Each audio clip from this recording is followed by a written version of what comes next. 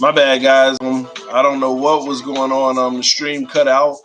I'm gonna monitor it. I don't know why it was cutting out on me, but I'll give y'all a few minutes to come into the room. Hopefully, we don't have any more issues. I hope we don't have any more issues cutting out. So I'm gonna give y'all a few minutes to come in the room. I know some of y'all are probably still in the old stream and the other one. What's up, man? I appreciate you coming back over, man. I don't know what happened to the other stream. It just cut out on us. I think the system got tired of all this tanking crap, man. Y'all hit that like button on your way in the room, man. Hit that like button on the way in the room. The system got tired of all this tanking crap. It really did. Gonna give a few minutes for the people to come over in the room. They're probably like, what happened? What happened?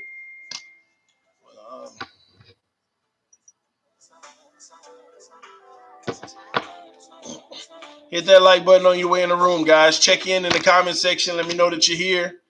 Let me know who all came over. But yeah, man, I'm gonna tell y'all now, man. That tanking crap is really disrespectful.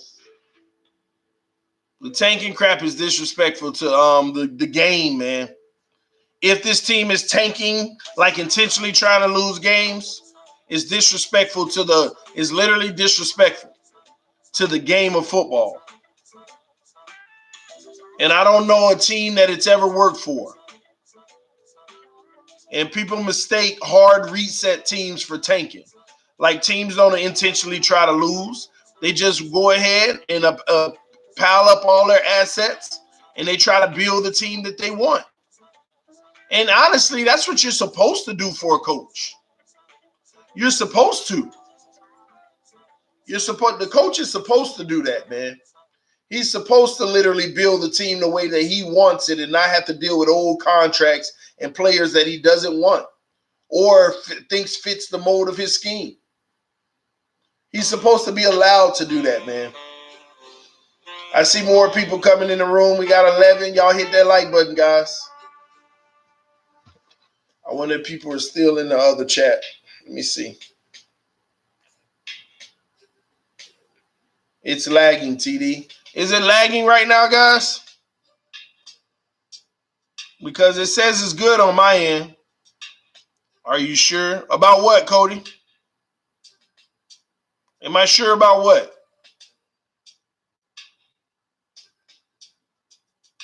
Nah, you good. Okay, cool. All right, good. The other stream is ended officially. So we're good right now. All right, man. What's good, that guy 4444? Shout out to you, homie. Y'all hit that like button on your way in the room. I got 6 people in the comment section right now. That means three of y'all didn't hit that like button. Hit that like button for me. Good morning, brother TD Fins. How you doing today? How you feeling today? I'm great, man. I'm great, man. I appreciate you asking, Mr. Miami 305. Shout out to you, homie. Cody Yerg, about coach actually getting to pick their team. Yeah, I'm sure about that. When you do it this way, it's a cumulative approach. Flores has been involved in almost every guy since he was brought to the team and being picked. He's on board. Even Chris Greer said it. He said, we all talk and we get in one unison and then we make our decision. We do it together. We don't make decisions where, the right people aren't on board with it. We all have to agree usually. That's what Greer said. So yeah, I'm very sure. He said it out of his own mouth. Tanking does not exist on the playing field. I agree with that. There's no such thing. Do you still believe in Rosen or do you want to draft the QB now? Oh, yeah, I still believe in Rosen, Chris. I already told y'all. I told you straight up. He just used one of his strikes. I said out of the last 12 games, he can only afford with me 2 bad games because every quarterback has them. Brady's had 2 bad games so far this season already. I mean, games he didn't even score. The defense won for him. where he threw interceptions, ridiculous. When the last game he threw, not this week, but well, was it this week? He threw a pick, like straight to the guy. His guy was wide open in the middle of the field going to the end zone. He could have got it right to him and threw it like 8 feet to the right, straight to the defender. It happens. This ain't nothing new, it's normal.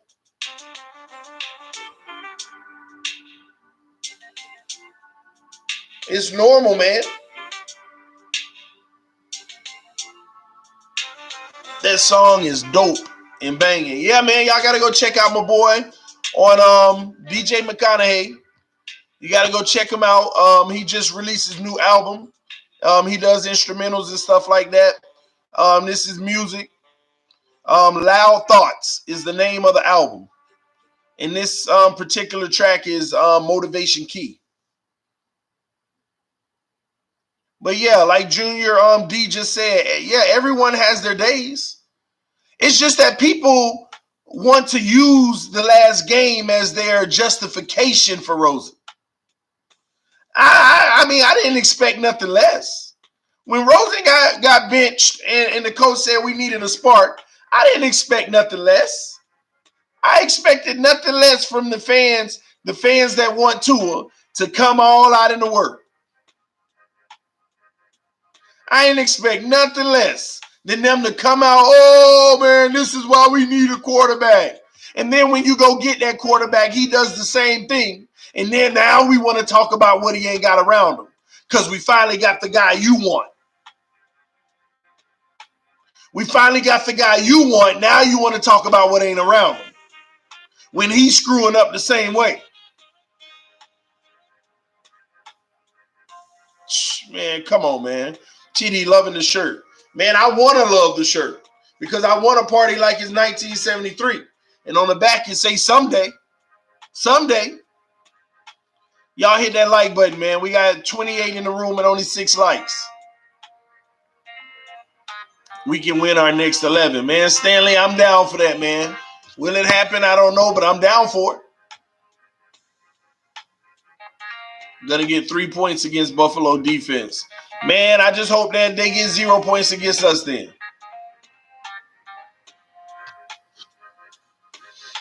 Good morning, TD. You fired up for Fiends Talk? Yes, sir, man. Yes, Carlos. I'm just trying to get rid of all this ridiculous tanking crap and the people that want us to lose games. Like, please lose every game. Like, we're thinking about the future. We want to lose every game because we're thinking about the future. And I've never seen the number 1 overall pick secure your team to victories. And I asked everybody, when has the number 1 pick actually worked out to where all of a sudden you're Super Bowl bound and stuff? I asked people that. Nobody can answer the question. When has tanking ever worked out for a team?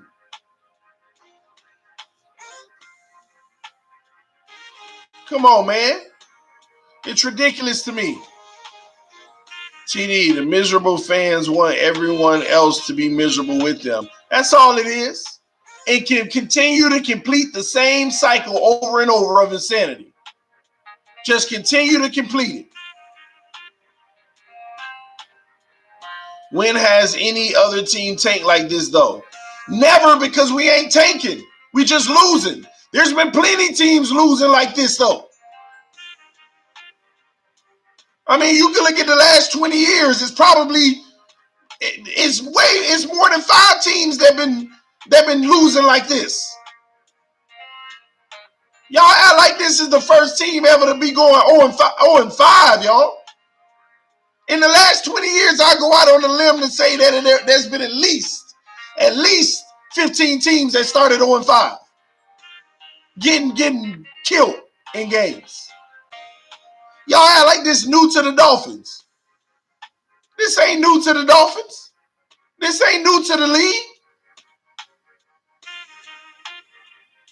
What's the difference from when we went 1-15 and won the last game? What's the difference? And don't give me that, but we were competitive in games. You lost every one except one.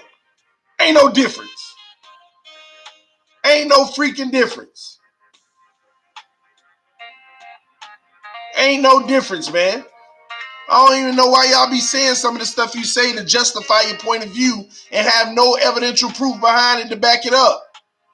You just feel some type of way and just going with the way just because a lot of people going with it. Independently think. Go get your own facts. Go get your own facts and then make a conclusion. I promise you it'll sound so much more informative and realistic. Didn't the fans realize that this was going to happen when Ross and Greer said it when the season ended last year? Ross did say, I must admit, Elder, because I still don't want to believe it because I'm a fan. I don't even want to believe it, Elder Bruce Jones. I want to be like, no, we're going to win. We're going to have the confidence. We're going to build a team. But you're right. I mean, I ain't naive to know that he said we're going to rebuild his team, and I'm committed in the rebuild. And if you see me being impatient, you have every right to call me out. I am committed in this rebuild. He fired Gase because Gase wanted to win now instead of rebuilding. Gase wanted to take all his spare parts and build a machine now, even if it ain't top of the line. Gase just wanted to build something that worked. Hey, it ain't the newest model. It ain't the most efficient. It ain't the best, but I got it to work. That's what Gase wanted. And Ross said, you know what, man? No, let's go ahead and get all new parts. Let's get these old parts that are obsolete, that the newest technology has come out. Let's go ahead and build with some new parts that are compatible with each other.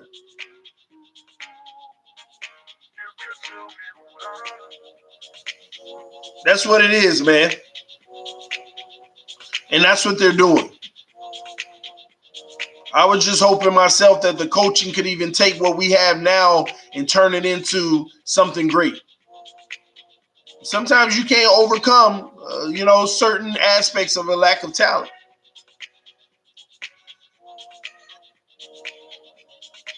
This is only a one-year tank, only 1 year rebuild.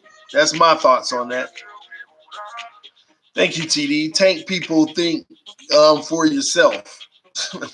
They want to push it on everybody else. Oh, we're tanking. Oh, we're tanking. They want to push it on you. They want to push it on you. They want to push what they believe on you. All media hates the Dolphins. They having a field day. Yeah, they are. That's all right. Tanking is just the term that elicits emotion. The front office structured this team to build for 2020 at the expense of 2019. That's all. And the coaches and players suffer as a result. I agree with that. It's like the necessary sacrifice. It's like it's the necessary sacrifice. We'll evaluate the young talent that we have by giving them valuable reps against great talent, and who can emerge out of that belongs, and whoever doesn't emerge out of that doesn't belong.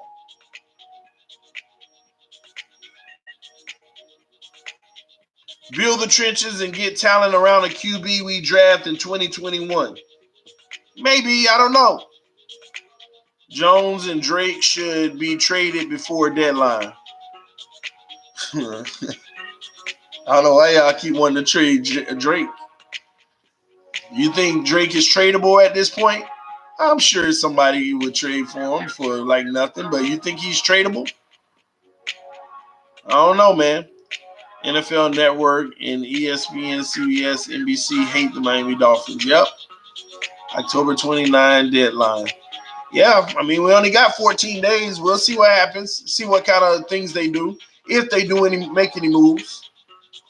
What expense for 2019?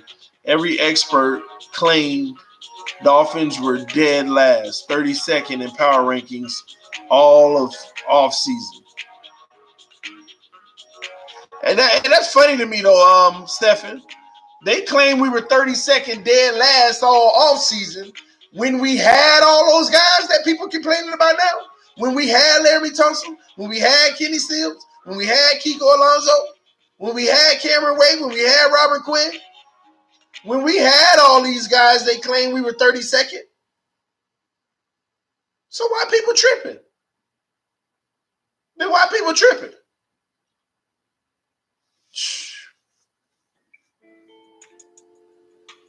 Hey guys, have great shows all day and especially tonight. Shout out to Finsanity5. Can't wait to see who the new panelist is. God bless. TD, keep being awesome. Thanks, Finsanity, man. I can't wait to see you again. Definitely can't. Okay, so we agree it's a necessary sacrifice. Yeah, it is to build the team you want. It ain't like an intentional tank because these guys are literally trying to go out to win. That's the difference in the conversation. The coaching staff and players are literally trying to go out and win games. Now, the fact that they're not successful doing it don't mean they're tanking. We agree it's just the philosophy and the verbiage we're using behind it. All I'm saying is if we've gone down this route, I'm cool with being all in and being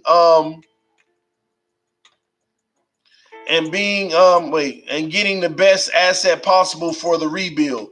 Yeah, but that best asset possible is going to come at the expense of us trying to win, whether it's 1 game, 2 game, 3 game, 4 game, 5 games. That's the best asset we possibly could have gotten because we are trying to win.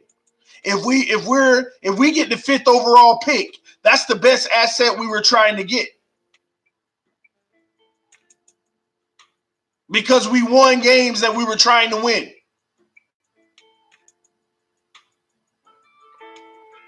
No more trades. Said keep Drake. I'm gonna be honest with y'all. I'm actually a proponent of keep Drake and Balaj and Mark Walton.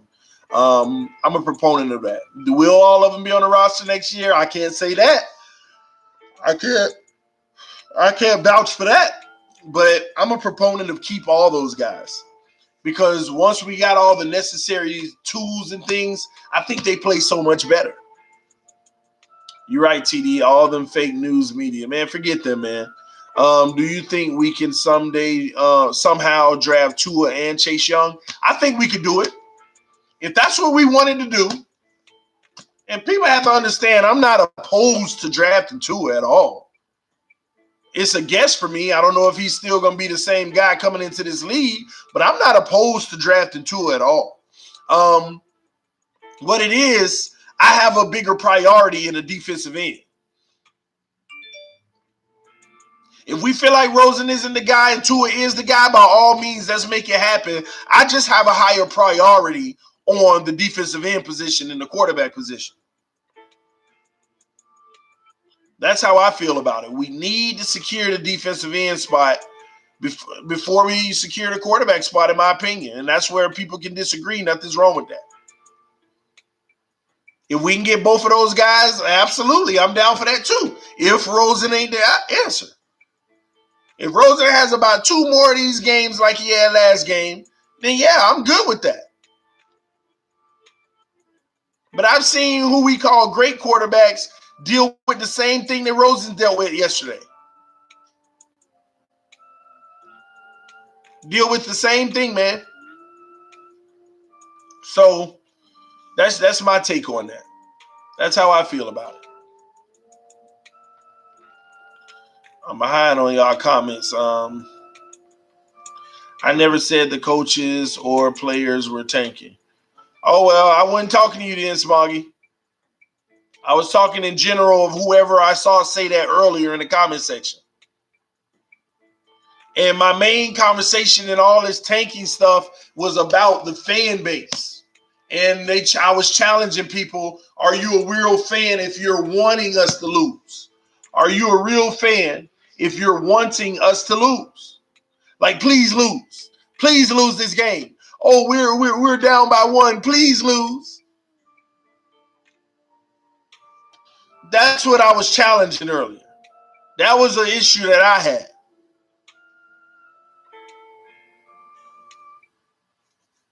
I don't think that people are doubting the coaching and the players or coaches. Everyone is doubting management because it's obvious they set everyone from Flores to Rosen up for failure. No, reason 13, they ain't set nobody up for failure, man. I mean, okay, let me help you, reason 13. Maybe this will help, and maybe it won't. Basically, we're saying we're blaming Greer. Because Ross ain't in all of this. Ross ain't a part of this, man. People make it seem like he is. He ain't Jerry Jones. He ain't a part of it. He's just getting updates and progress reports. So basically, we're blaming Greer, okay? But everything Greer has done has been at the permission of Brian Flores. So if you're gonna blame Greer, then you are blaming the coaches too. They're in unison. Larry Tunsil said it himself, I would trade me for that. You want to blame Greer for that? Kenny Stills wasn't going to be on this team in 3 years, so he gets an asset for him now. You want to blame him for that? Kiko Alonso has been so one-dimensional for so long. You want to blame Greer for going ahead and getting the asset for that? Cam Wake entering into the end of his career. And we're not going to win anyway with the roster that we had. And Greer probably saw that. Why not get an asset now? You're going to blame him for that? Like, are we going to blame management for the obvious? Making the necessary sacrifice to secure the future. And I'm talking about acquiring assets, not intentionally trying to lose. Not saying, Flores, make sure you don't win any games. He didn't say, I'm going to strip this roster down so we can get a higher pick. No. He stripped the roster down because everybody he stripped it down from ain't even going to be a part of our winning future. Aren't even going to be a part of our winning future. They're not even in the equation. And we have a problem with that. They aren't even a part of it. Do you know what happens if we don't trade those guys? And we still losing like we did last year? See, that's what I don't understand too. This offseason, if we didn't trade any of those guys, how much better did we really get? If we didn't trade any of those guys, were we going to the Super Bowl? So if those guys were still on this team and we won 6, 7, 8 games, and we go into next year with our normal 1 draft pick all the way through, like, is that what some people already said, we were thinking about the future. You can't get mad at us for thinking about the future. You can't get mad at us for thinking about the future. See, they use that argument in not winning to win any games. You can't get mad at us for thinking about the future. Then if you're really thinking about the future, then what's wrong with what Greer has done so far? And he's still saying, Flores, hey man, try to make the best of this team. But if your general manager is thinking about the future, management, then what in the heck did he want Cam Wake on this roster for? Why did he need Robert Quinn? Why did he need Kiko Alonso? Why can't he? Tunsil will offer you can't refuse. No team could have refused the offer.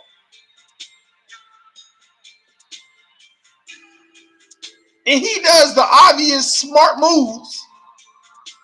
And people don't have faith in management because they don't like to lose. I love the passion of not liking to lose. But when you're trying to look for a finger to point at why we're losing, it ain't a person. It's the process. Don't blame the person, blame the process. And when you come to grips with that, you'll be okay with it. I don't like losing either. I want to win. But I understand what's happening right now because I'm thinking about the future. Not all this, please lose games crap. No.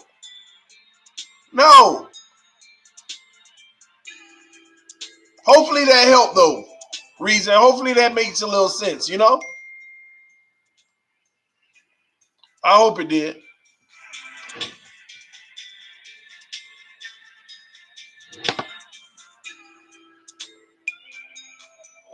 What is that? My bad. Let me catch up. Would anyone lose and go against their own family? Would anyone lose and go against their own family? I don't know what you mean by that.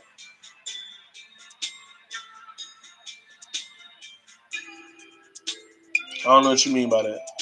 My mind was saying missing the two, but honestly, my heart wanted them to make it.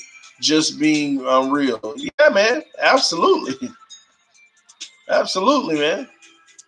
But at the end of the day, George, I understand that. Missed the two, but please make it. I get that.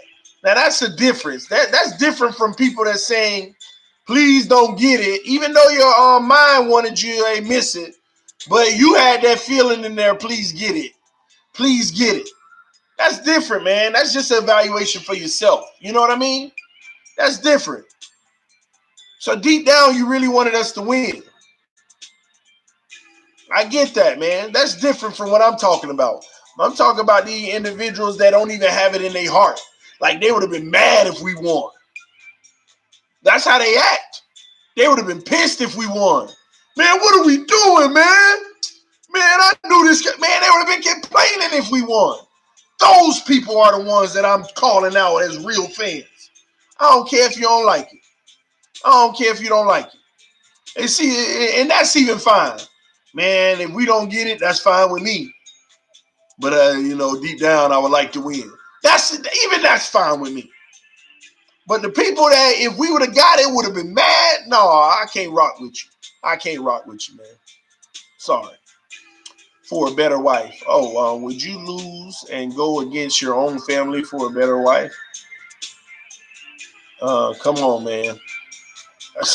I mean, my answer on that, no. I mean, at the end of the day, your wife is your wife. Unless you're young and you don't know better. Unless you're young and you don't know better. I'll put it like that. You see what I mean, Stanley Smith? You don't never go against your wife. That's who you marry because you love her. Unless you're young and you don't know better. You see what I mean? People make those mistakes. People do those things. But when you're young and don't know better, things happen. And I think these people that want us to lose and do all that craziness, they just don't know better. They don't know better, man.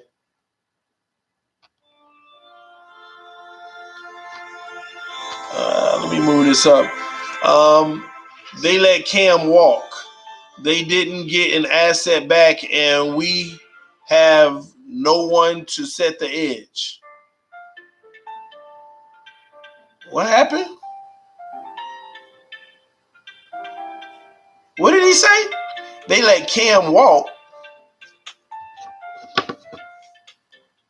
I'm not sure what he's saying there.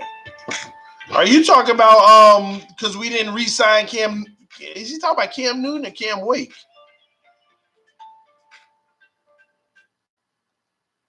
Wait, what just happened? We'll see. Let me move down the comment section and see what he's talking about.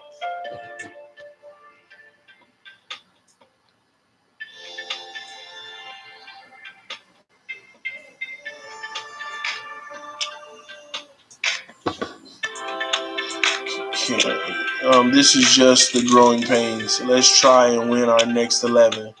I love Miami, but we need star players. Can't wait. Okay, because everybody got me in this Cam Newton thought process. Cam Wake wanted a long-term deal, y'all. Yeah, they would let him walk. You're right. They didn't trade him for an asset. But he wanted a long-term deal. He was not going to be a part of the future. This man wanted a 3-year deal at a minimum. He wanted a 3-year deal at a minimum. He's not going to be a part of the long-term future. So do you want to really assess 3 years worth of money. I think they gave him $8 million a year. It was like a 3-year, $23 million deal. Let's see. What is she telling me? Oh, I'll get that later. But yeah, man. No, can't wait. I mean, what you gonna pay this man $8 million a year while we losing? Is that what we're gonna do?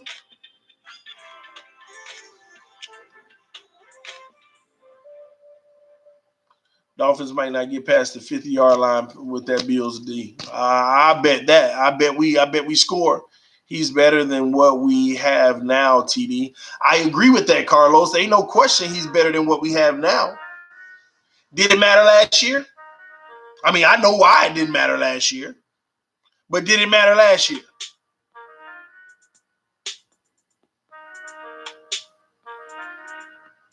That's what you got to think about, Carlos. Did it matter last year? Worst season as a Dolphin last year. So like I said, man, Cam wanted a 3-year deal. Do y'all realize that would be more of the same, going ahead and locking guys down for more money that obviously ain't even a part of the future?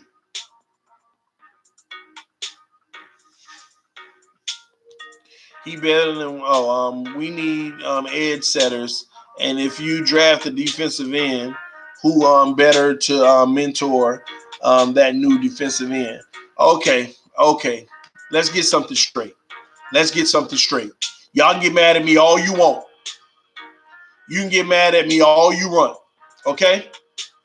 What was Cam Wake's strengths? Watch this. Let's see who really know football.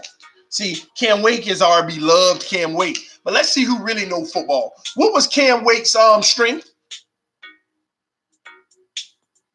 Because we're not going to sit here and act like he was one of the best all-around defensive ends. Let's not sit here, because I'm about to educate some of y'all, because we love Cam Wake, and it's all we ever had, and we always revere him as one of the greats and this and that and good. But no, truth be told, he can't fill the shoes of certain defensive ends. Now, let's get it straight. This man had a strength that we loved, which was getting at the quarterback. But do you know that a defensive end has a whole lot of other assets that Cam Wake did not have? But we never talk about it. But I don't care if I got to fall on the sword and tell the truth. I don't care if I got to be the one that tells the truth. Somebody sit there and talk about, yeah, but we need somebody to set the edge. Cam Wake set the edge? Is that what you're telling me? Is that Cam Wake is an edge setter? Is that what we're saying? Is that what y'all sitting here trying to tell me? Them folks talking about now you don't like Cam Wake, TD, really? Y'all better stop with that craziness, man. I already told you I love Cam Wake.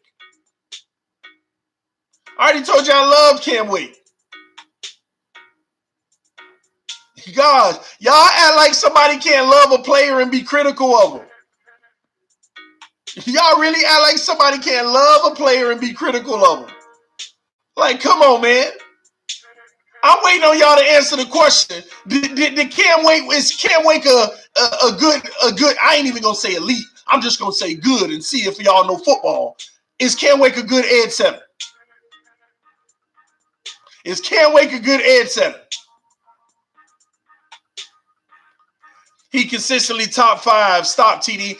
Top 5 in what? Top 5 in what? His strength.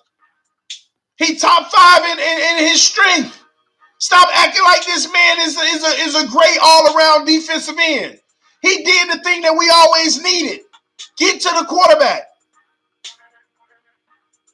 Hart says yes, but not really. My point exactly. Don't get mad at me for telling the truth. This man was our pass rusher. This man was our guy that we needed to go get the quarterback. Truth be told, he wasn't even a great run stopper. Facts. Facts, man. Y'all sitting here making excuses for people just because we love them. You can love them and be critical of them. and tell us truth. Strength was getting double teamed. I agree with that. I agree with that. Anything got to do with pass rushing, that was his strength. Shout out to Energy Fire, man, with the donation. Hey, you, a shout out to you, homie. Let's keep it 100, man. Let's keep it 100. I love Can't Wait coming off that edge. Come on, man. Saying Wait can set the edge is like saying Dion was a fierce tackler. Exactly. Exactly. Exactly, man. Can't Wait disappeared every season in December. I ain't getting it all. Hey, y'all tell it, man.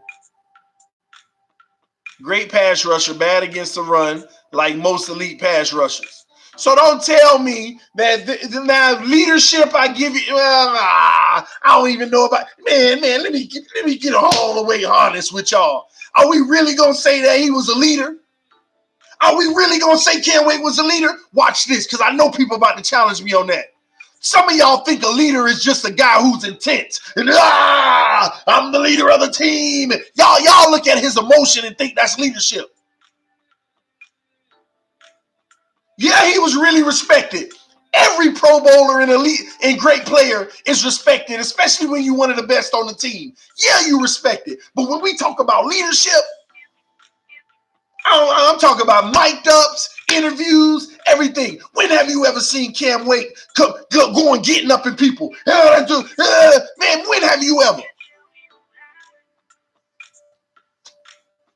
Man, I don't know, man. Y'all can, hey, beat me up all you want for telling the truth. Beat me up all you want. Was he a captain? I don't know. I don't even remember. Yes, leadership is in many different forms. But can you name the one that he was? Oh, by example. Lead by example, maybe. Maybe that's it. I'm sorry, man.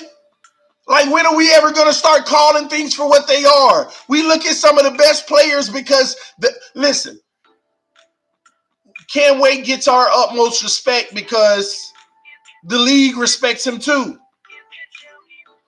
Cam was quiet. Yeah, you can't hold that against him.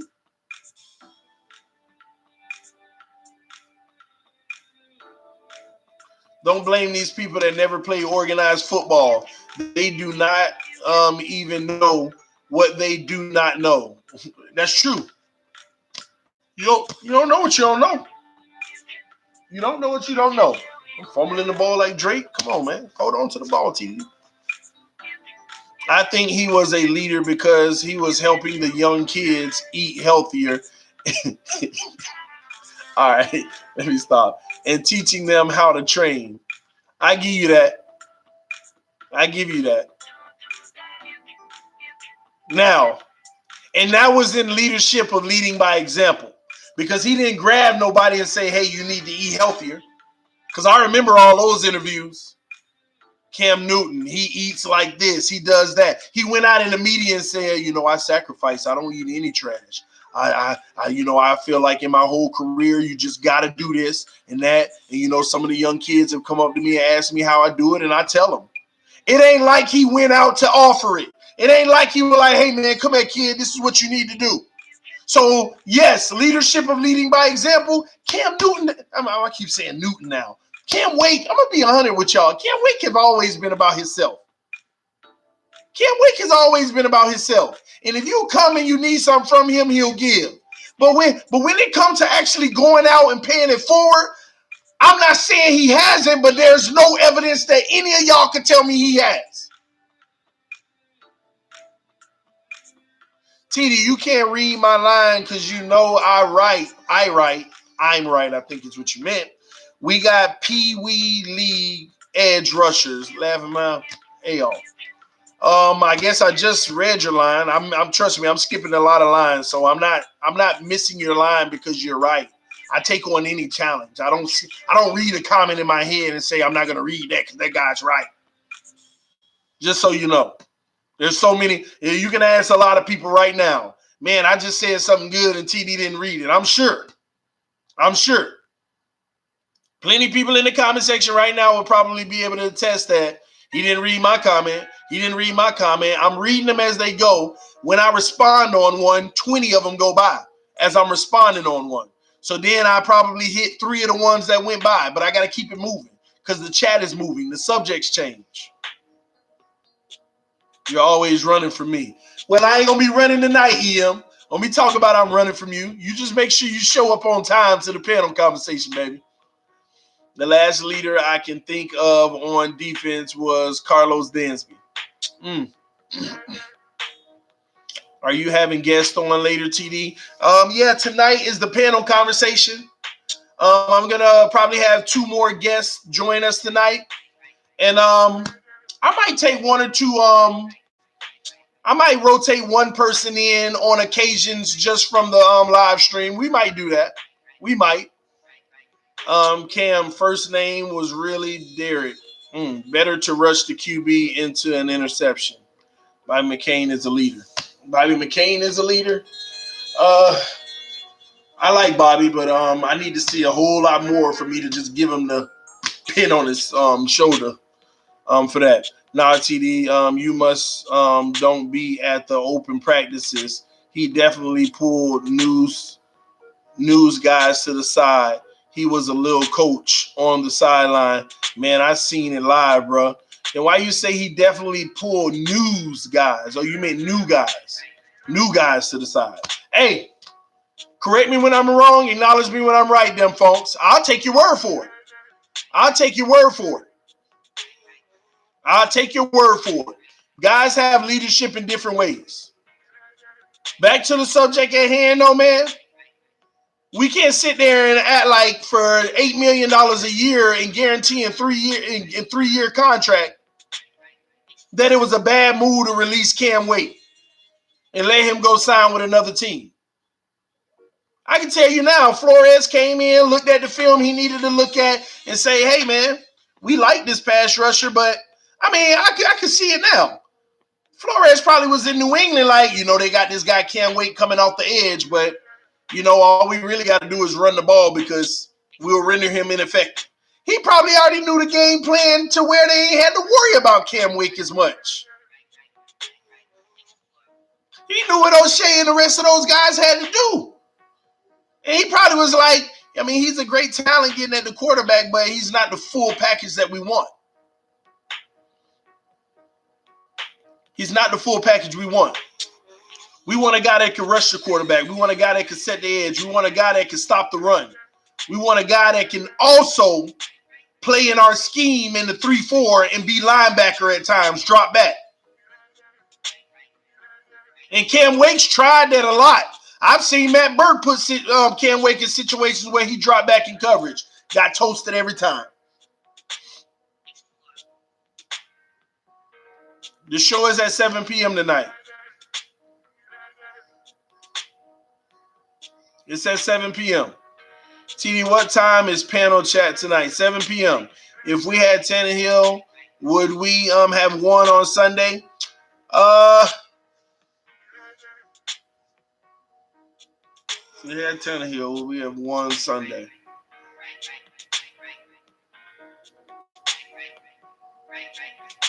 I don't know.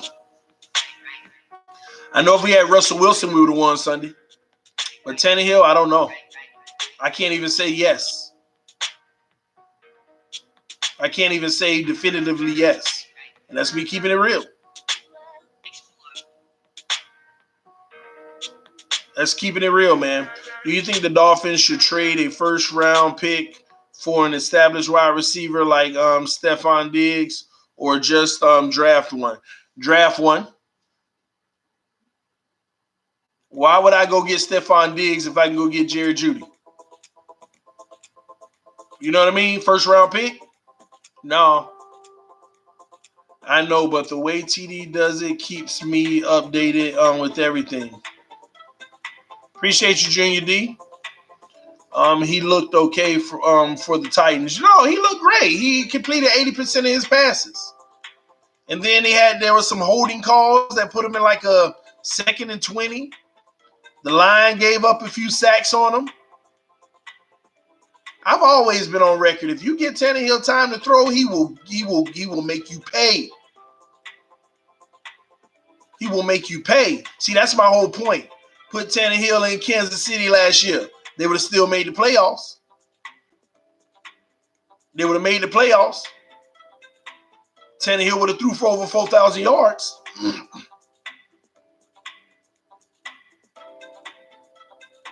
He can make you pay, but he's the type of quarterback that needs stuff around him. Now look what everybody's saying about Dak Prescott. He goes from a guy who turns down a $35 million a year offer saying he won 40 to now everybody realizing he needs everything around him. Oh, but his receiver went down. Oh, I thought it was all about the quarterback. Oh, but they've been shutting down the run with Ezekiel Elliott, but I thought the quarterback makes the difference. When y'all just a week ago saying pay the man, he deserves it. He's one of the guys that's about to be elite. Weren't they just saying that all on TV? Nah, man. And the crazy thing is, Jerry Jones is probably the luckiest man ever to be able to see what he's seeing now before he did pay him. Now, if he still goes out and pay him, that's his own business. That's his stupidity. At least that kind of money.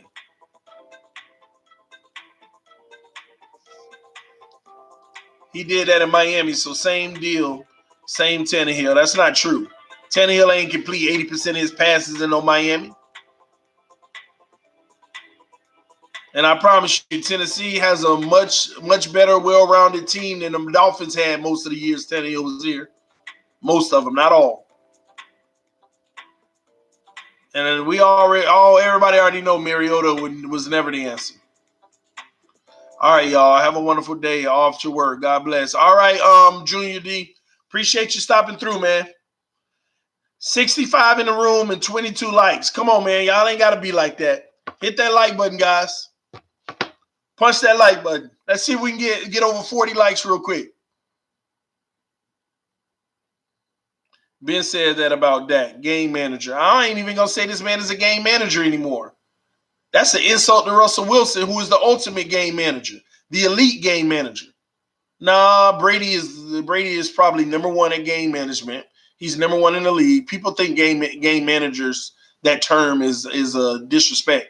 That's the highest compliment, in my opinion, because if that's what a quarterback's supposed to be. He's supposed to manage the game. Do you see how the Chiefs? Do y'all even know why the Chiefs are getting beat?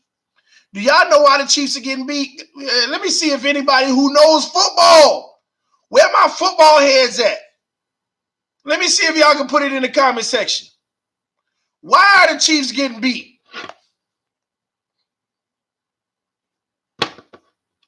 No run game. That ain't it. TD, watch you every day. Love what you do. Appreciate you, Gene Carlos Rosario. Shout out to you, man. I appreciate your love. No defense. Nope. Time of possession. Rich V know what time it is. Rich V know what time it is. Time of possession, man. I was shocked when the stats came out. I didn't even know this. The Chiefs had the ball for 1 minute in a quarter. There was a quarter where they had the ball for 1 minute. 1 minute. How you go a whole quarter and only had a ball for 1 minute?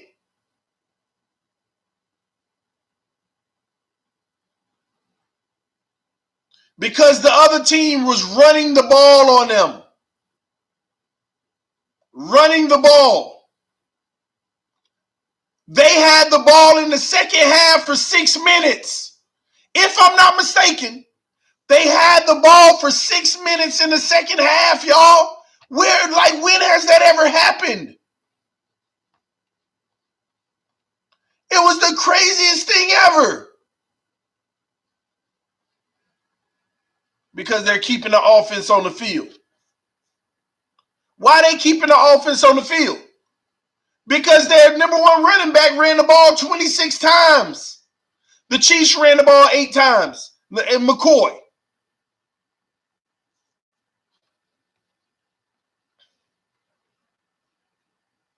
It's crazy, man. The time of possession was unreal. Literally unreal, y'all. I couldn't believe it. I've never seen nothing like it before. They had a touchdown drive that took 8 minutes and 32 seconds off the clock.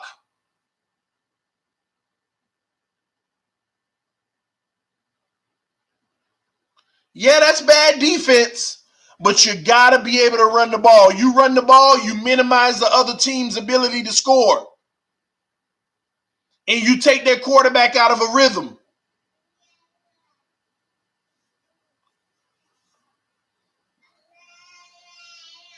In a game where Houston turned the ball over 3 times, y'all. 3 turnovers and still won.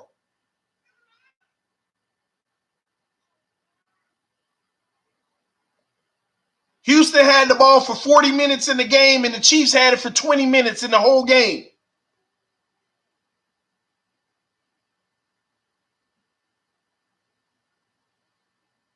It's crazy, man. 40-20 in a 60-minute game, you had the ball for 40 minutes. Can't blame Mahomes for that, TD. Yeah, you can. Yeah, you can. He's supposed to be that guy, right? I'm acting like some of y'all. And on top of that, maybe he shouldn't be throwing the ball as much.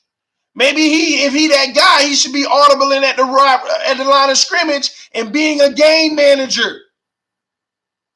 He should be a game manager. Let me check out of this throw and run the ball on first down. This man threw the ball 35 times and only completed 19 of them. 19.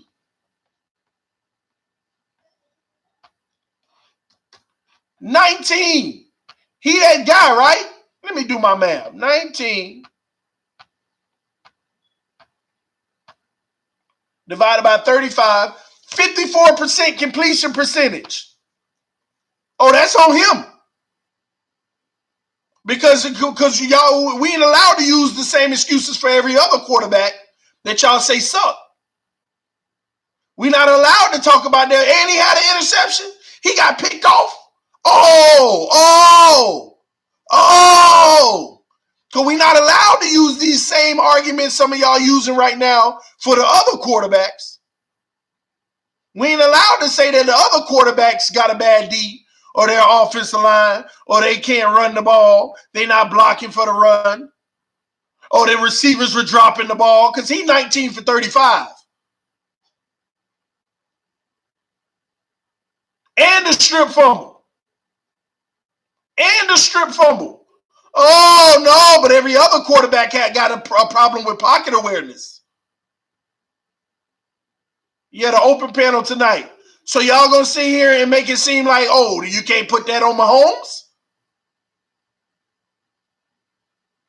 You can't put that on Mahomes?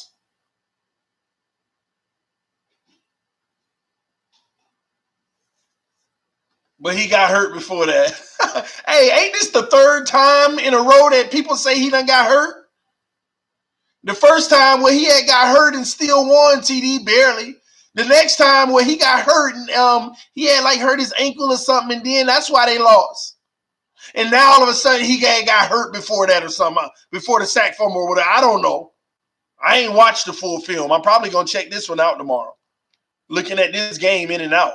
That's what I'm probably going to do. Yeah, it's pretty much probably what I'm going to do.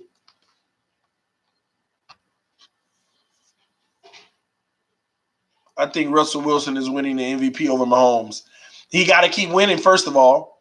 Y'all can sit here and say Russell Wilson is in the leading chair all you want, but I could argue there's another quarterback that's going to be considered as well. Who y'all think that is? There's another quarterback that's probably being considered as the MVP as well candidate. Who y'all think that is? See if we're on the same page.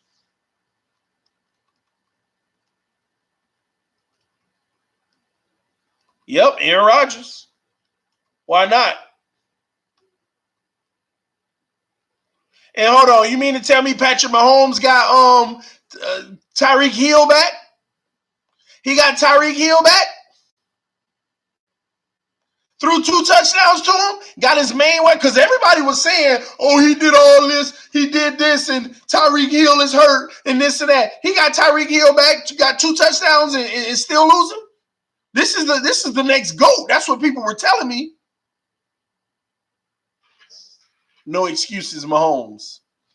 Yeah, but they'll say, no, but that ain't what they did at the beginning of this. They want to use the excuses. They want to use the excuses, man. And the crazy thing is, you're supposed to be that guy and you give up a 17-3 lead in the first quarter. You were up 17-3 in the first quarter, and you only score 1 more touchdown for the next 3 quarters, and you that guy? And you that guy?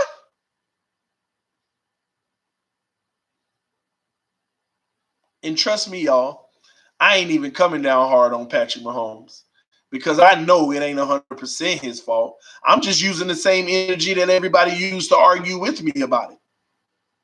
It ain't 100% his fault. Now, he do got to own some in this, but it ain't 100% his fault. I'm just using that same energy for those people that think the quarterback is the start and the end of everything. As I continue to tell you, you're wrong. Then he had one, and the crazy thing in all of this, Patrick Mahomes was only sacked 1 time, y'all. How you get sacked and you lose 17 yards? You get sacked for 17 yards. Where they do that at, man? What kind of quarterback gets sacked for 17 yards and don't throw the ball away when you that far back? 17 yards, man.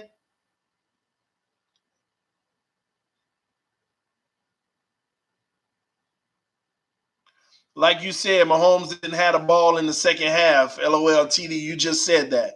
I also just said that it ain't honestly his entire fault. I know that already. But I'm keeping the same energy as the people who think the quarterback is a start and a finish.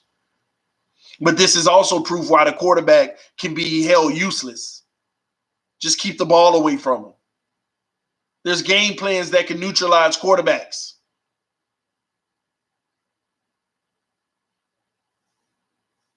Mahomes had the ball, scored too quick, good rest. Well, maybe that's a part of game management. I'll be the one to say you can never score too quick, but that's a part of game management. And then they're 1-2 at home. Their 2 losses have been at home. Your guy is losing at home? Like, what's going on?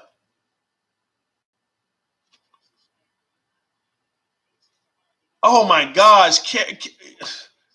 The Houston Texans ran the ball 41 times in that game. 41 times total. Wow, that is amazing.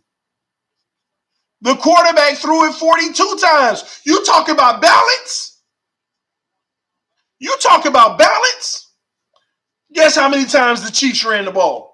The Texans ran the ball 41 times. Guess how many times the Chiefs ran the ball in total? Guess how many times the Chiefs ran the ball? Somebody hurry up and put that guess in the comment section. Guess how many times they ran the ball? This is pitiful. And teams are going to start to figure them out and just play the pass. This is despicable. These guys ran the ball 11 times. 11 rushes, y'all. 11.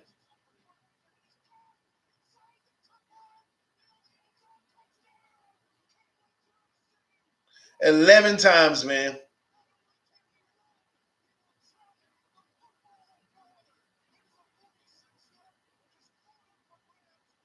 Guys, the proof is always all around you and what it takes to win in this league.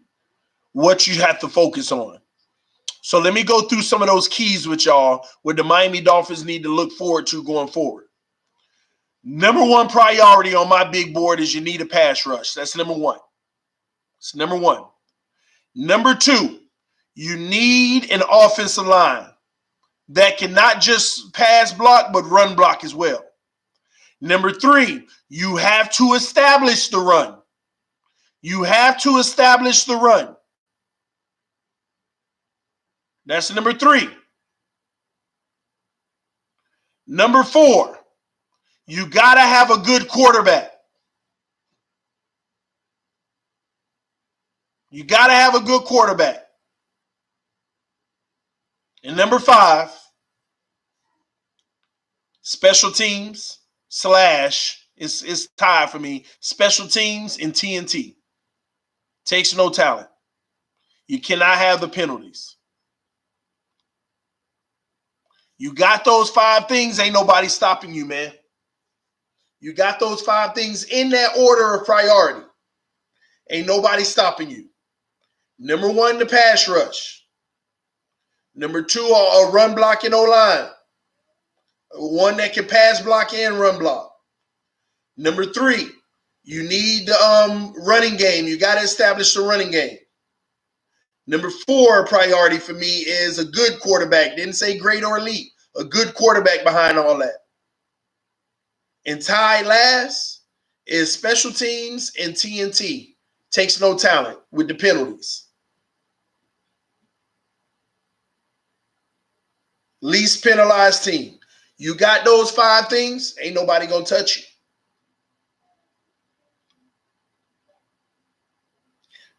Because it shouldn't be hard in this league to find a few weapons. When I say establish the run, it ain't even necessarily the running back. Just establish it. Put a running back there, be able to open up holes to get them 4+ yards on a carry. Wide receiver, if the quarterback got time, he's going to find a receiver. It doesn't matter what level of receiver it is. Some are way better than others. We know that. But it's not in my top 5 receivers. That's my top 5 priorities. If I'm going into number 6, number 7, and number 8, it's primarily on defense, like cornerbacks, safeties, and linebackers. Defensive tackles holding down the middle.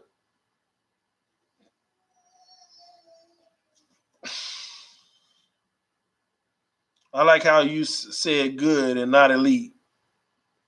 What are the hardest things to stop a team with chemistry and continuity? What are the hardest things to stop? A team, I don't get that. What are the hardest things to stop? A team with chemistry and continuity. Unless you said one of the hardest things to stop is a team. I don't know what you're saying. Rephrase it for me. Help me out. We need a left tackle and a pass rush. TD, if Xavier Howard would have played last game, he would have had a ball game. He might have had a really good ball game, man. We only held him to 17 points, 16, whatever. And we only 17. Yeah, we only held him to 17. It would have made the defense that much better, especially with the ones that we did give up. He would have been in a lot better position to stop it. Elite QBs are a drain on the cap. No team with an elite QB has a good group around them. The other 52 players. I agree, except Brady, and that's only because he doesn't drain the cap.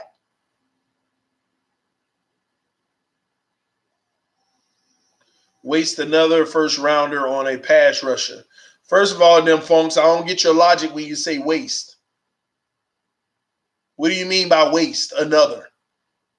Other than Deion Jordan, what was the pass rusher that we wasted it on?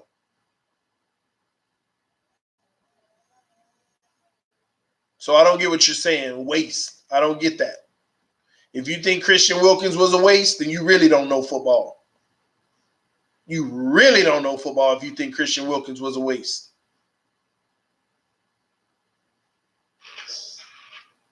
Charles Harris, oh yeah, I give you that. You got me on that one. But at the same token, we're saying waste. We just need to get it right. Are y'all? Do y'all think? Do you think that Chase Young is going to be Charles Harris? We don't know, but do you think Chase Young is going to be Charles Harris?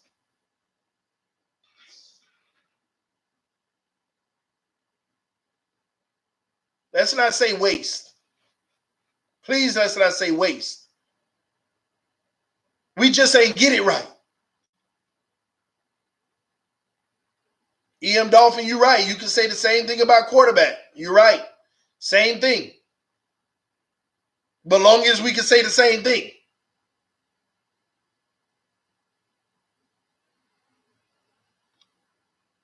Let's not say waste, though. We just didn't get it right. We need to get it right. Draft is a gamble always. I agree. But we need to hit. We need to win.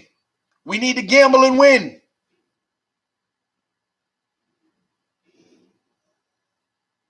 Tua is left-handed. It's hard to defend a lefty QB. How is it hard to defend a lefty QB?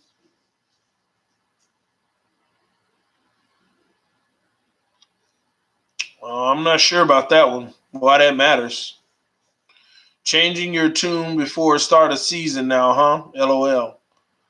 I don't know what Dixie talk about. You got to tell me what the original tune is that I changed from first.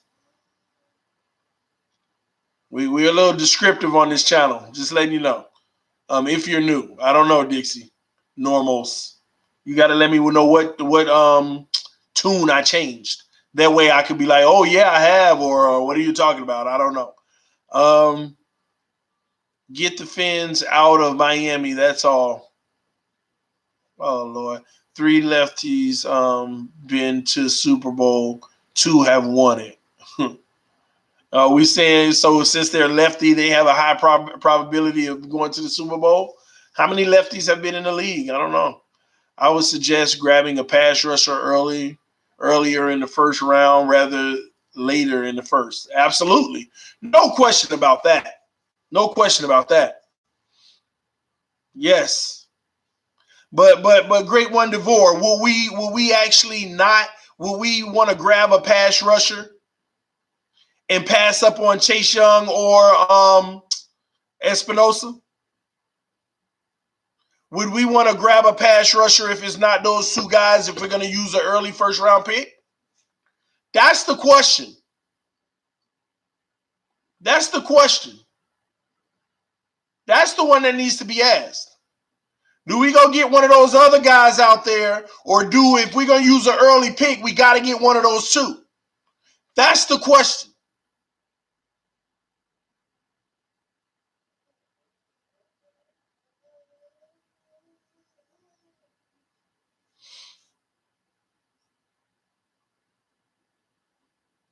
Oh, Dixie has clarified his comments. So let's see what he said. Saying Dolphins have one of the strongest teams in football, and it's going to be a great year, and you're excited. Okay. Well, an 0-5 start doesn't make you have top team in the big league. I agree, Dixie. 0-5 team don't make us have a top team, but your original comment was changing tune already. What tune am I changing? That's what I asked you. What tune? You're right in what you just said. Everything you just said is correct. But what tune am I changing? That's the question. That's the question, man. UGA fan, but Jake Fromm not a first round talent, like a third or late second. Charles Harris, where are the projected? Where are the projected? Where are they projected? Oh, Chase Young and Espinosa probably top 5. Top 5 to 7. 1 through 7. Both of those guys might be gone. 1 through 7. Both of them.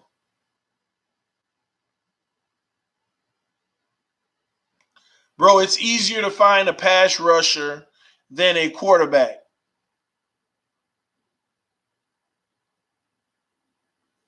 Why do you think that, EM? The problem is, you think that it's harder to find a quarterback because people don't know what to look for in a quarterback. There are plenty good enough quarterbacks in the league right now, but everybody think they got to have the Bradys. So yeah, it's harder. It's easier to find a pass rusher than a Brady or a Russell Wilson. But what you're asking to find is darn near rare. It's rare, bro.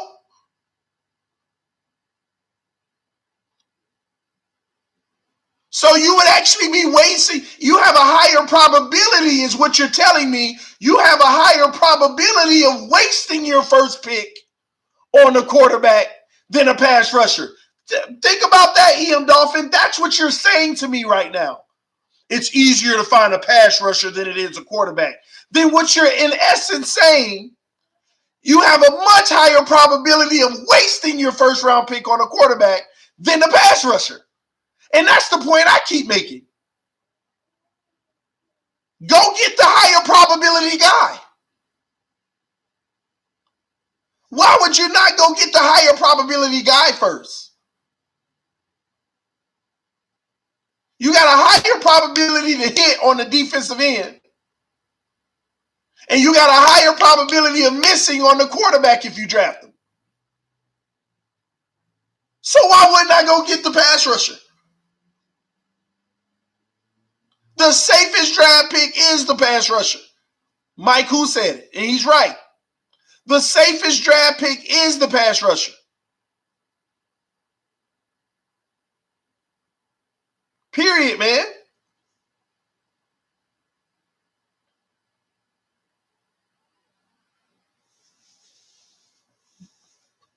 And now EM Dolphin gonna say nah. You know you stumped when you talk about nah, because you usually got a lot more to say than that. You just proved your own logic, man, and now all of a sudden it's nah, because you ain't like the result of it, of how it sounded at the end. We'll save it for tonight, homie. Nah, because I ain't trying to talk to her tonight. I ain't trying to talk to her tonight.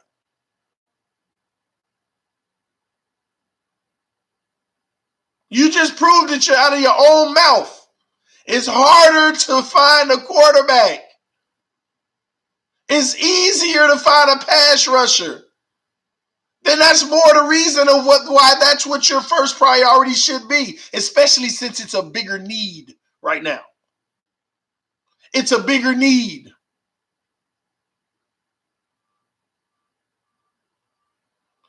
EM said, great one, DeVore, you're smoking the same product that TD is.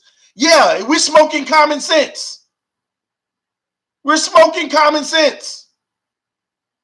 You should try it, bro. You should try it. And I don't smoke. But to feed into what you're saying, we smoking common sense. You should try it, bro. Tell you. Ain't no better high, man. Common sense, baby. Woo! It have you up there above everybody else. It make your mind look, oh my gosh, hello. Oh, my common sense, baby. I keep trying to pass it to you. I keep trying to pass it to you, man. I know you got a lot to say, man. I know you hate texting. I get it, man. We'll touch a little bit of it tonight, but we're not going to mention Tua. We'll just say quarterback.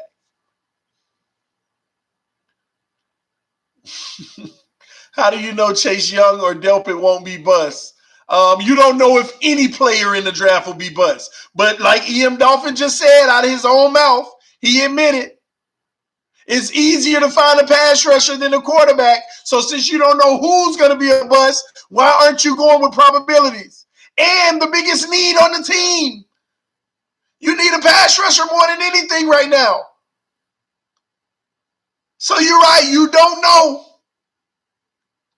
Nobody knows in the NFL who's going to be what they're going to turn out to be. Hey, great one, DeVore, man. What you doing at 7 o'clock tonight, homie? What you doing at 7 tonight, man? Are you busy?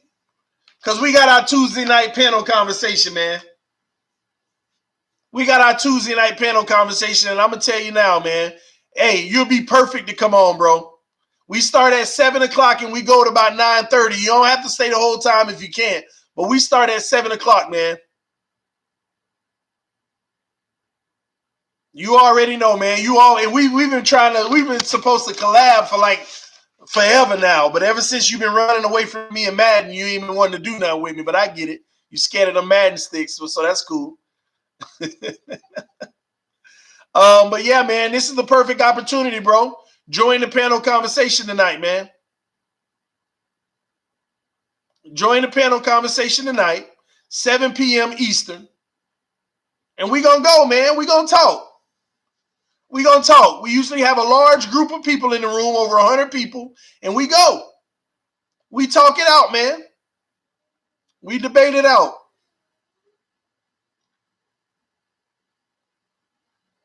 We fight it out, man. And it's all in love. It's all in love. It's all in love. It gets heated sometimes. It gets tense, but it's all in love. We bring it back.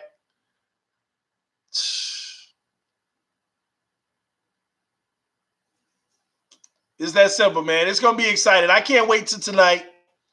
I can't wait for tonight, man. This is gonna be a good one tonight. This is gonna be a good one. Great one, man. I hope to see you, man. I can't stay long because I gotta record the podcast later. All right, man. You good, man? But we start at 7. Just hang out real quick. Get this man. Talk to this man for me, man. Talk to him, man. I don't know what to do, man.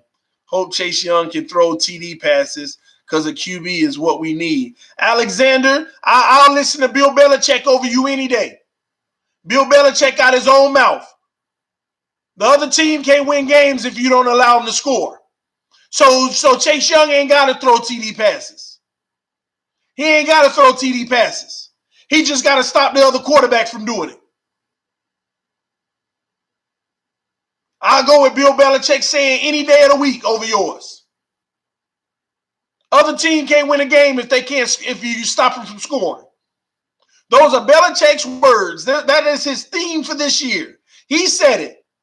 That's what I tell my players. You can't lose a game if you don't allow the other team to score. Number one defense in the NFL right now. One of the greatest defense of all times they're shaping up to be. Facts. I'm not calling them the greatest defense of all time, but one of the greatest ever they're already shaping up to be. And Brady ain't been throwing touchdowns. Brady done had like 2 games where he ain't even throw a touchdown. So don't give me that. You wrong. Don't give me that. Guy's undefeated and Brady got like 2 games of no touchdowns.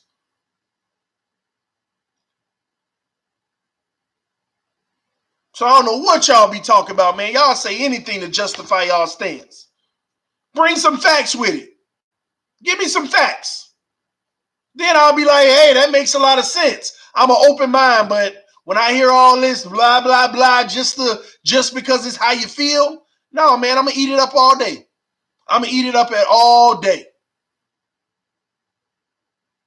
All day, man. We got to bring facts, man. If we really want this team to get better, bring the facts. Don't just have a feeling about it and this is what we need. No, talk to us and tell us why we need it. And let that need be a backup. Let it be backed up with some facts.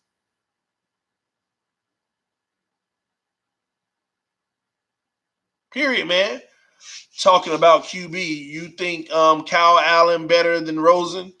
I ain't gonna say that, man. Again, different situations, man. Different situations, bro. That shows you that Flores ain't have run to do with the defense. Ain't have nothing to do with the defense. Stop that, Omar. They picking up from where Flores left off last year. You act like the Patriots defense lost a whole bunch of players and replaced them and they this good. They picked up where they left off last year. You talk about a defensive unit that got more camaraderie. They got more camaraderie, more togetherness coming off of a Super Bowl great performance, holding the Super Bowl team to 3 points. Flores ain't had nothing to do with the D. That's the defense that he worked with last year. That is the defense he worked with. Come on, man. Give us every player on that defense and swap it with every player we got now on this defense. You trying to sit here and tell me with Flores running the helm, you sitting here trying to tell me now that teams were still going to put up 59 on us? 40-something on us? If you take that entire defense and put it under Flores right now in Miami, you sit here and telling me that the other teams they're going to put up 59 on us and 40-something? Stop. Just stop.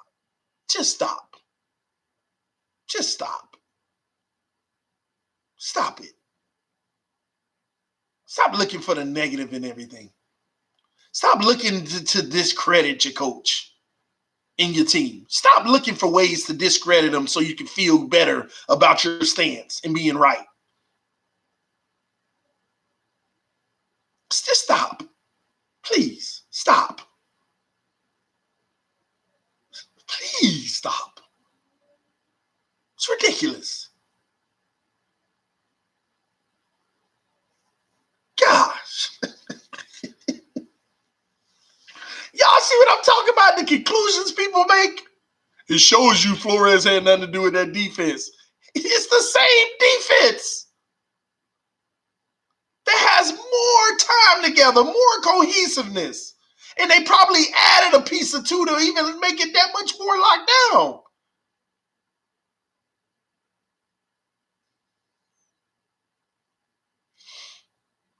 TD will have to eat his words once Tua comes to Miami and start breaking records. Alexander, why would I have to eat my words if Tua comes to Miami and starts breaking records? I would actually have more words. It would be amazing. Once again, y'all, some of y'all are trying to make an argument for the sake of arguing. If we got Tua, I am not opposed to it. How many times do I have to say that? All I've been arguing lately is the fact that our priority is the pass rusher. Somebody asked earlier, could we get Tua and Chase Young? I think we could because we have the assets to make that happen. And I wouldn't be opposed to that either. I wouldn't be opposed to it. I don't think it's necessary. But if we got them, okay, let's roll. What you think I'm going to sit around and be like, man, we got Tua, man. Oh, man, I'm here. You think I'm going to turn into some of y'all? You think I'm going to turn into some of y'all? I ain't turning into y'all. At the end of the day, whatever decision we make, good, bad, ugly, pretty, whatever, we got to roll with it. We got to commentate it. We got to analyze it. We got to criticize it. We have to give constructive criticism of it. We got to give props where props are due. Just because I got a pre-draft mock in my mind that this is what we need to do doesn't mean that's what we're going to do. And whatever we do, I have to get behind and then see how we can make that work and talk about how we can make it work. But let me get another thing straight for y'all. Tua fanatics.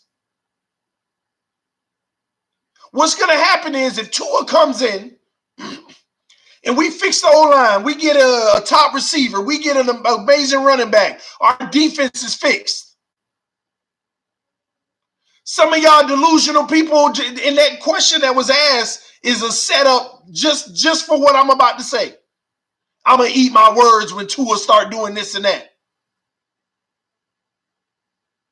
Once again, the delusion continues.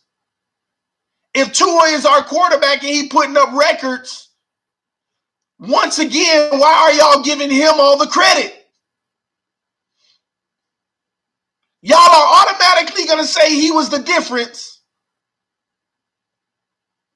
and not the other draft picks, not the free agents we brought in around him. That's y'all problem. Y'all think it starts and ends with the quarterback. In that situation of drafting Tua and us having great success is going to blind y'all even more. It's going to blind y'all even further to the point of no return. It's going to blind you.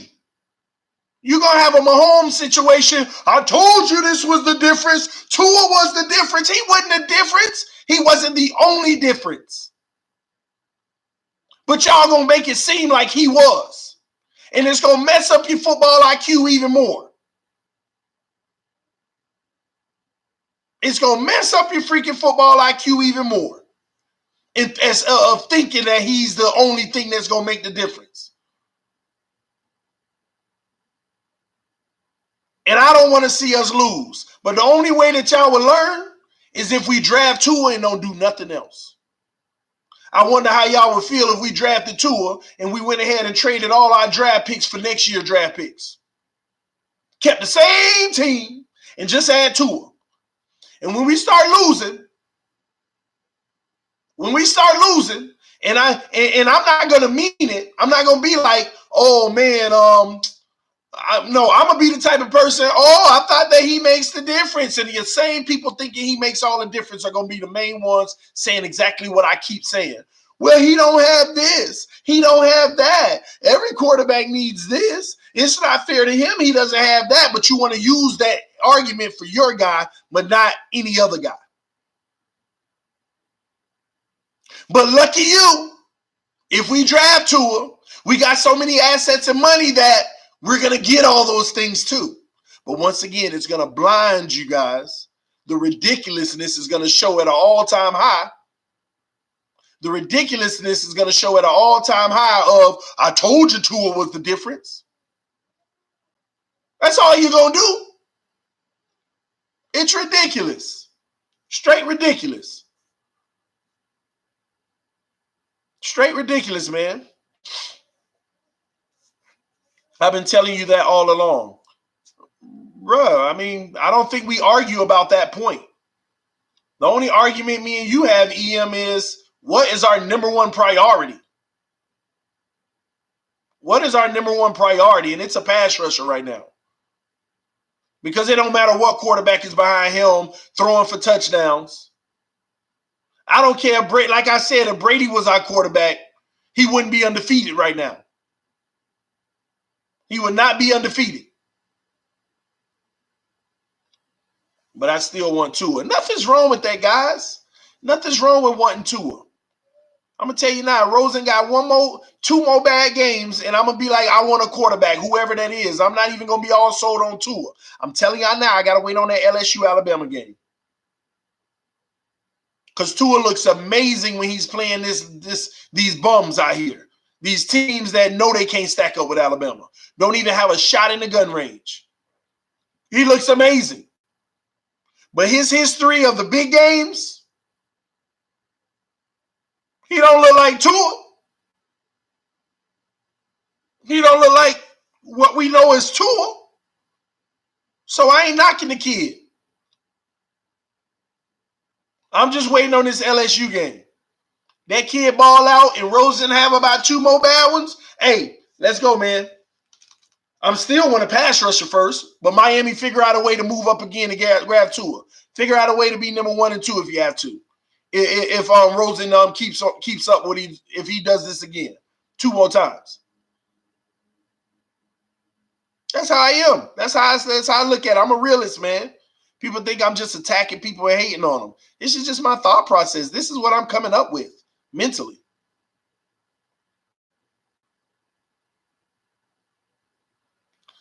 Look, man, Tennessee and Tampa Bay going to be looking for a QB too. They can easily move up in the first round. Joe Burrow, our QB, TD. Hey, I'm not knocking that, Rich. I'm not knocking that, man. He could very well be. Tua could be our quarterback. Joe Burrow could be our quarterback. And you're right about that. There's other teams that's looking for a quarterback. We think just because we're doing what we're doing, if we want Tua, the only way we can guarantee him is number 1. Because there are teams that will be willing to give up 2, 3 first-round picks to go ahead and move up to number 1. There are teams that would be willing to do that.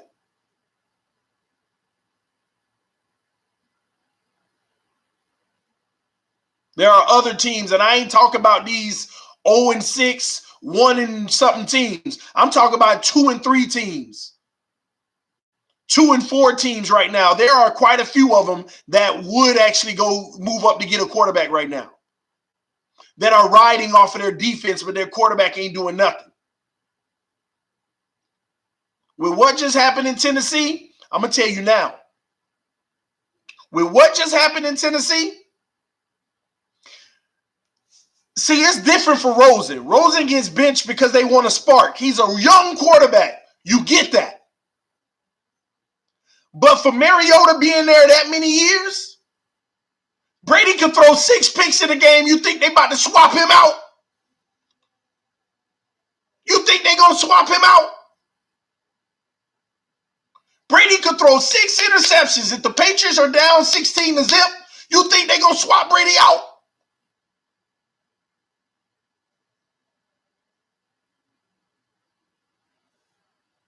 Come on, man.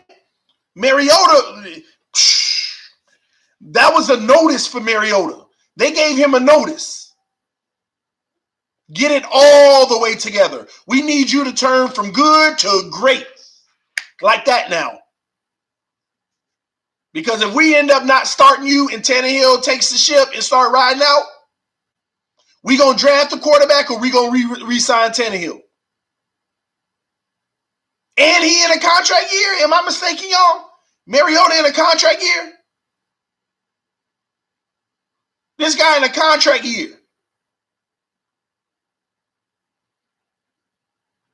This guy's in a contract year, and they brought in Tannehill to challenge him and make sure that he deserving of the next contract. Hey, he just took a huge blow. He just took a huge blow. He just took a hit, y'all. He just took a hit.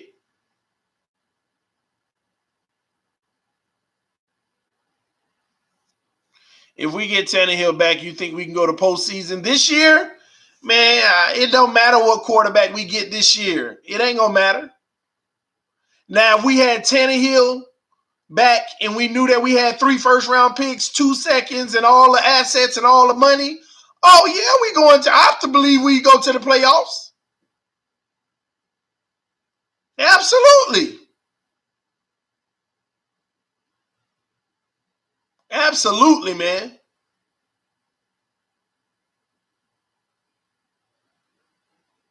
But we'll see. We'll see. Who remembers the throwing Simon? I don't know.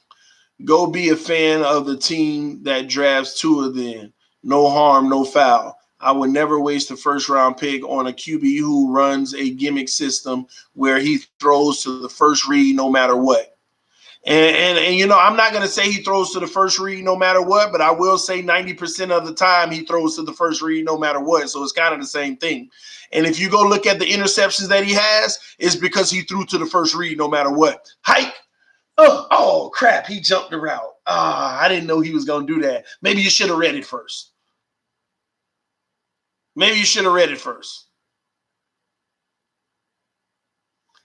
Tanny too expensive. No, he was too expensive if we would have kept him on the roster. He ain't too expensive now. The contract is gone now. He ain't too expensive now.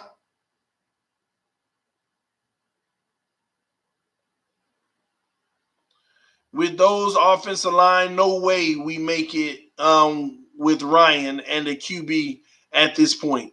Yeah, but they'll address it this offseason. They'll address it.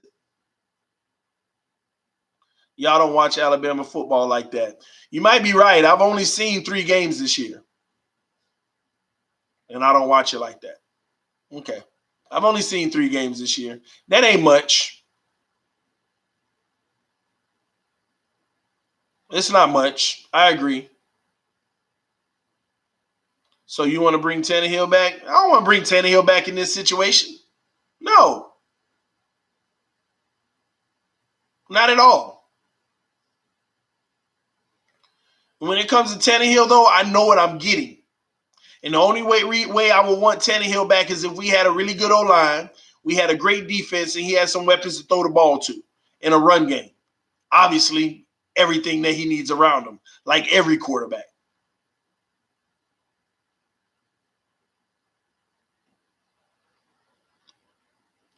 That's why you're ignorant to the talent level of Tua. Why? Because I only saw 3 games? Bro, why do I care something about his? Oh my gosh. I'm ignorant to the talent level of Tua because I only watched 3 games. I watched 3 of the toughest games, and truth be told, 2 of them weren't even tough. 2 of them weren't even tough. Two of those games weren't even tough. Like, look at this Saturday. Look at this Saturday. Look how easy Tua had it. Against the 25th ranked team, weren't even, it wasn't, I can't even believe they put the points that they put up. It wasn't even a match. Alabama defense, interception, Tua starts on the 30. Alabama defense, another interception, Tua starts on the 28. Alabama returns a punt for 50 yards, Tua starts almost in the red zone.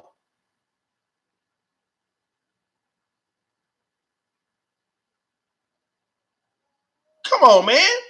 And truth be told, 2 of those possessions was a 3 and out.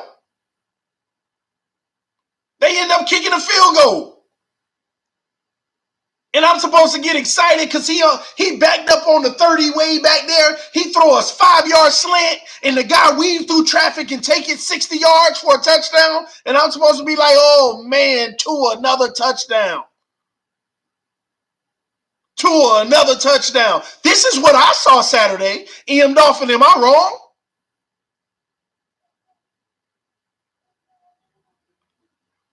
Clemson played the same team and Trevor Lawrence looked like trash. Am I around here talking about Trevor Lawrence every week? Am I around here talking about Trevor Lawrence every week? Man, look at the weapons Tua got, man. These guys on a slant. He already knew where he was going with the ball. Height, slant, 5-yard slant, 50-yard touchdown.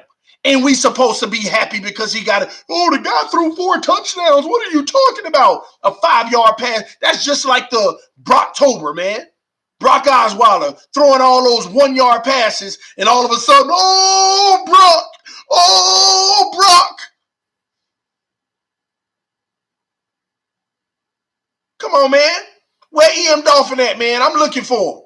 Because tell me if I'm wrong about this Saturday. I was sitting there watching it.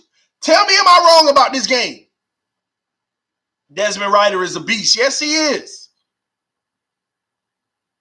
Where EM Dolphin? Because I want to know, am I wrong about this Saturday and everything I saw? Everything I saw. I just want to know.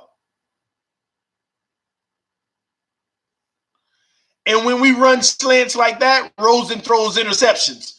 Tua will throw them too.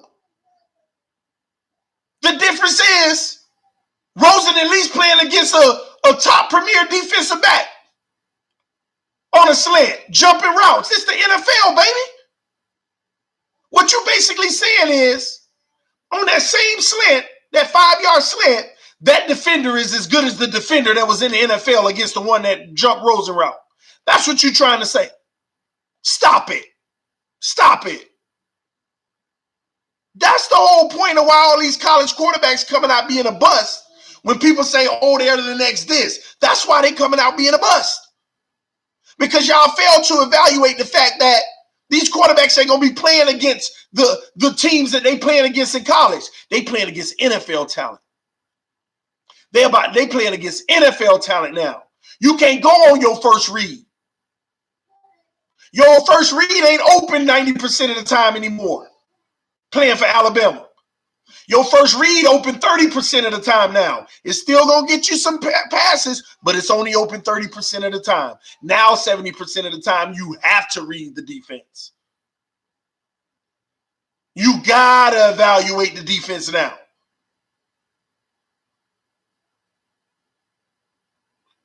Talk about, they want to rave about Tua's pre-snap reads. Are you really sitting here going to evaluate a guy's pre-snap reads in college football playing against nobody? Pre-snap read. Now, don't get me wrong. He sees it. He read it. But it's easy to have pre-snap reads in college football. All right, I got Jerry Judy outside, and he's going to be one-on-one. That's all he got to read. That's all he got to read. I got Jerry Jeudy on the left side, one-on-one against a trash team. All I got to do is put it up, wait about 3 seconds, and let it ride. Now, said, hut. Matter of fact, let me get creative for the film. Let me get creative for the camera. Let me get creative for the camera so they can think that I look people off and I'm just, I just seen it at the last minute and I got a quick release. I already know I'm finna throw it deep on the left side to Jerry Jeudy. So what I'm going to do, my first 2 seconds, I'm going to look to the right, and then I'm just, matter of fact, EM Dolphin, how about you go look at film and look at that? And this is the one where you can go look at highlights, homie. You can actually go look at highlights. This is the one case you can look at highlights. Do you notice Tua, when he looking to the right, this man don't look to the left to see what's open. This man look to the right, and on his way looking to the left, he already throwing the ball. Y'all don't notice that? This man, hike, bam, like 60-yard passes. And people think, look, he saw the open man and has a fast release. Man, this man already know he going over there. He don't even care if the defender's in a good position. Even this game right here on Saturday, he did that a few times and it should have been picked. Go look at it. He had a few deep balls he just threw. One of them he overthrew by 8 yards. That was an incomplete. The guy was wide open. It should have been a touchdown. It should have been another touchdown. It should have been another touchdown. This man already know where he going. He don't even care where the defense is. Hike. Let me go back. And he let it rip. And lucky him, he got this track star out there with 5, 6, 7, 8, 9, 10, 11 yard separation. It's ridiculous. Oh, and it was one of these guys that ran a beautiful route. I forgot who it was. He faked the slant inside, cut outside, and he was just waiting on Tua's ball. And it almost got picked if the guy was 1 second behind. It almost got picked. I'm like, Tua, you could have threw the laser out there. But you know what? We won't complain. In the NFL, that would have never worked. The wide receiver literally waiting 4 seconds on the ball, waiting, and finally get it, and then fall in for the touchdown. I don't know if y'all remember, it was that fake slant, and he got his man. He beat him. And that was all wide receiver. All wide receiver. All wide receiver. And you want me to sit here and give amazing reviews? Come on, man. Miss me with that. I want to see this guy play some actual real competition. And then I'll give him all the accolades in the world. He go out, he do that type of stuff against LSU. Hey, I'm sold. Just like that. Just like that, I'm sold. Plus Tua never gets touched. Man, listen, we're not even going to get into that. We're not even going to get into that. Tua, 81 touchdowns, 9 picks. He better have 9 picks playing with that team. Everybody wide open all day. He ain't throwing into the tight windows. We get all excited because he hit 2 tight windows a game. And look at that right there. Come on, man. No, man. No. We're going to have our answers, though. Because he's going to have at a minimum 3 huge games this season. And it's going to be a good – if they win the national championship, that only means that Tua did what he had to do in all 3 of those games. He's going to have 3 games that are going to be everything. And he come out of that, I don't care who at our quarterback position. Hey, this might be our guy, man. This might be our guy. Them funks, I ain't hating, man. I ain't hating, bro. And if this is what you call hating, then more people need to hate. More people need to hate. Because you know how many quarterbacks came into this league and they were talking about them the same way they talk about Tua right now? The same way they talk about Tua right now, and then they came into this league and didn't work out.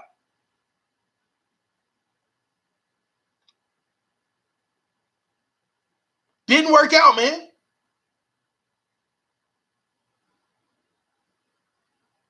No, man.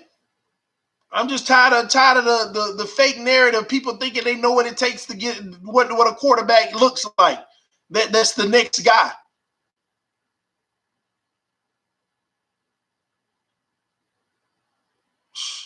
Miami didn't draft any of them. LOL. We took Tannehill.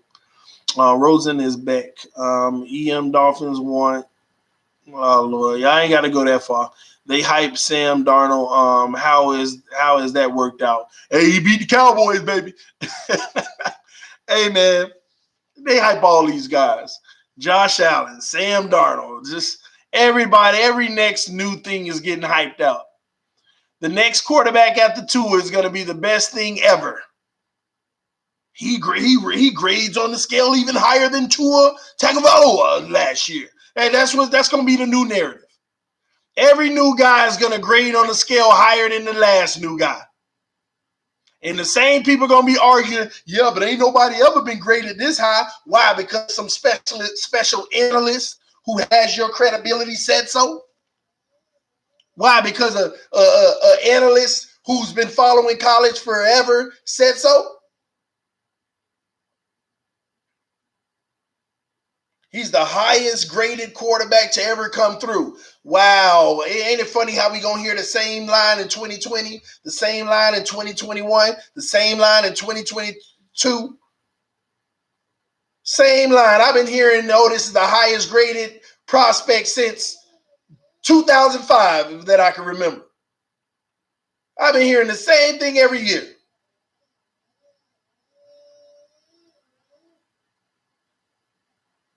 Well, maybe it is the highest graded and they're just getting better, TD. Yeah, but they keep telling me that this guy's off the charts better. Nope, just heard it about luck, not sense. Man, come on, man. Stop that mess. Stop that mess. You just heard it about luck, not sense. Come on, man. Every year they talk about whoever the first one drafted is that guy. And the only reason some of them don't get the extra added oomph is because of the team they played for. They didn't have great team success because they didn't play for Alabama. They didn't play for a national championship team. Ain't it funny how winning gives you that much more credibility? That's all it is. Winning is giving these guys the credibility, and nobody want to talk about what's around them. Who did as luck since luck? Every year. Every year. Every year. Whoever the top one, they said it. Predict Chase then Herbert. Pick 3. Yes, Dolphins drafting. Wait, what does Andrew talk about? Make sure I ain't miss it. Dolphins drafting a QB in the 4th to 6th round. And so Coach Flores said in several interviews now. Well, I ain't going to say they drafted in the 4th to 6th round. I mean, I could see us actually drafting the quarterback in the 1st round. It's just which pick. But he has made it clear. When people obviously we're getting a quarterback in the 1st round, the media try to trap him. He says, I mean, we may look at a quarterback in the 1st round. We may look at one in the 2nd round, the 3rd round, the 4th round, the 5th round. I mean, I know a lot of good 4th round quarterbacks. I know one in particular that was drafted in the 6th round. He's adamant about saying that all the time. I know a guy that was drafted in the 3rd that's pretty good that I would love. But, if that's what we're going to do, we're going to bring competition to this team. We're going to make sure we're having the quarterbacks compete for the position. He said that, so I don't know if I'm not going to rule out 1st round, but it may not even be the 1st round, man. It wasn't hype with Kyler Kingsbury. Wanted Kyler. That play call to get the game winner looked like a toss for a loss. I could go with that, Joel. It was like if we lose, oh well, but if we win, hey, I'm going for it. Yes, it is what it is. Russell Wilson, 3rd rounder. Wow, ain't that crazy? Ain't that crazy? When did Patrick Mahomes go again? When did Patrick Mahomes go again? When did Patrick Mahomes get drafted?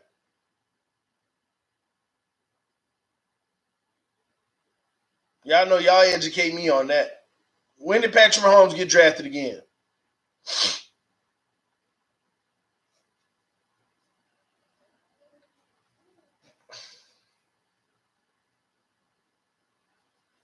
Yes, the 2-point conversion. Oh, 6. I think 6. Oh, 10. Oh, we got 2 different conflicting. I know when he went, but it was I was trying to figure out what pick overall.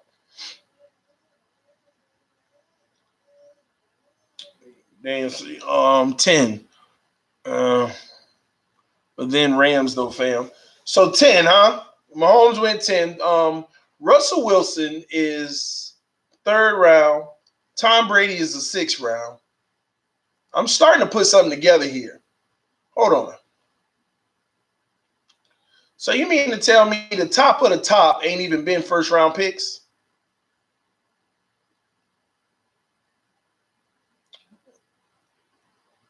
The top guys weren't even 1st round picks.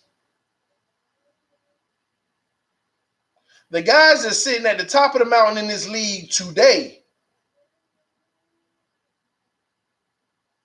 ain't even 1st round picks. Well, yeah, you're right. Rodgers was a 1st round. I get that.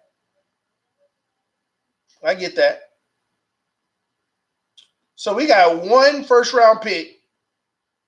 Man, listen, I don't count people that's on a rookie deal. I do not evaluate people that's on a rookie deal in my numbers. Deshaun was a 1st round pick. He don't count. When he get off that rookie deal, then let me know. Because Cam Newton would have been in that picture too if he was on his rookie deal still. A lot of guys on their rookie deal is in that picture. Then all of a sudden they fall out when they get their money. So I'm only talking about the guys.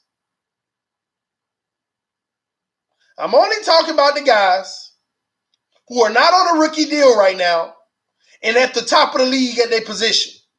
We got Tom Brady, Russell Wilson, and Aaron Rodgers. And Aaron Rodgers was the only one in the 1st round, and I don't even think he was top 15. I don't even think he was top 20. Aaron Rodgers was like 24 or something like that. What was Aaron Rodgers, man? What was Aaron Rodgers drafted? He wasn't even the top number coming off the board. What was Aaron Rodgers drafted, man? Y'all let me know in the comment section. I don't remember what number it was. I know it was 20s. Wasn't even top 10. 22. Yeah, if y'all right, 22.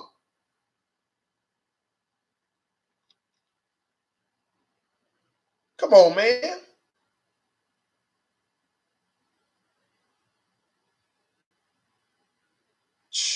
Man.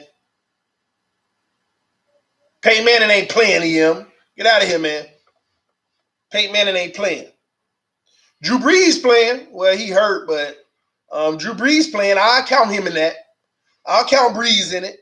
Because everybody mad that we passed up on. We could have had Brees. What was the Brees pick again? What pick was Brees? I forgot what Brees pick was. I don't be remembering these guys' picks. Andrew Luck ain't in the league no more.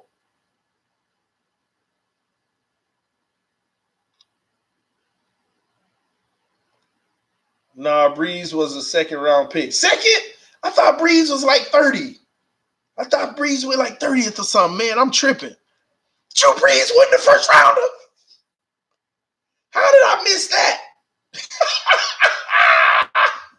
So hold on, let's go back to the mountain here. Russell Wilson, Tom Brady, Drew Brees wasn't even the 1st rounder.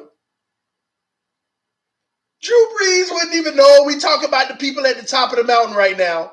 We ain't including Cam Newton. The stipulation is you can't be on your rookie deal because we got too much history of these rookie deals looking like they top elite quarterbacks. Then when they get paid, they ain't nothing. So I don't evaluate people on their rookie deal.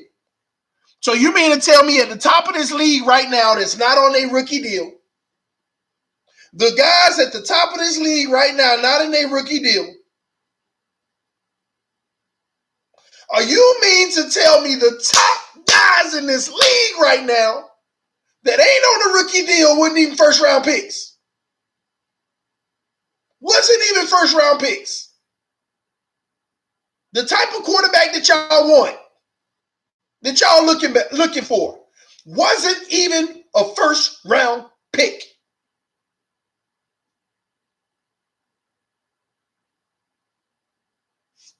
Russell Wilson, 3rd round. Drew Brees, 2nd round. That actually shocked me. How did I not know that?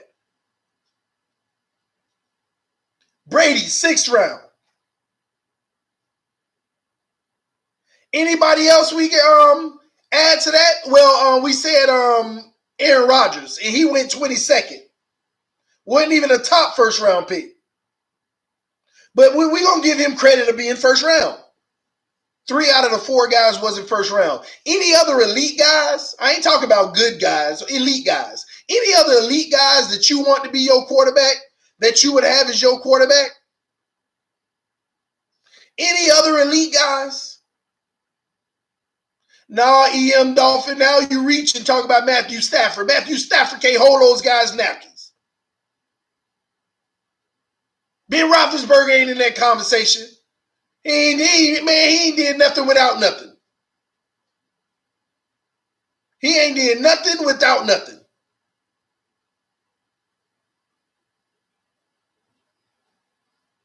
Y'all trying, though.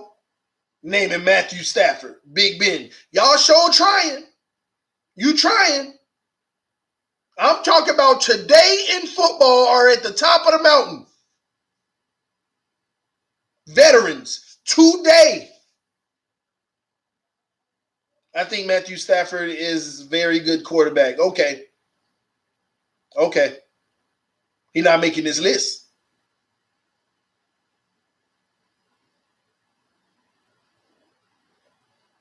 We just named 4 quarterbacks. 4 quarterbacks. What about Matt Ryan? When was Matt Ryan drafted? What about Matt Ryan, guys?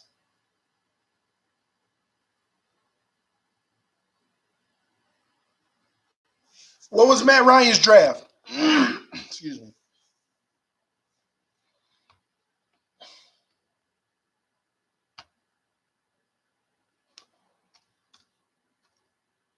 Anybody know?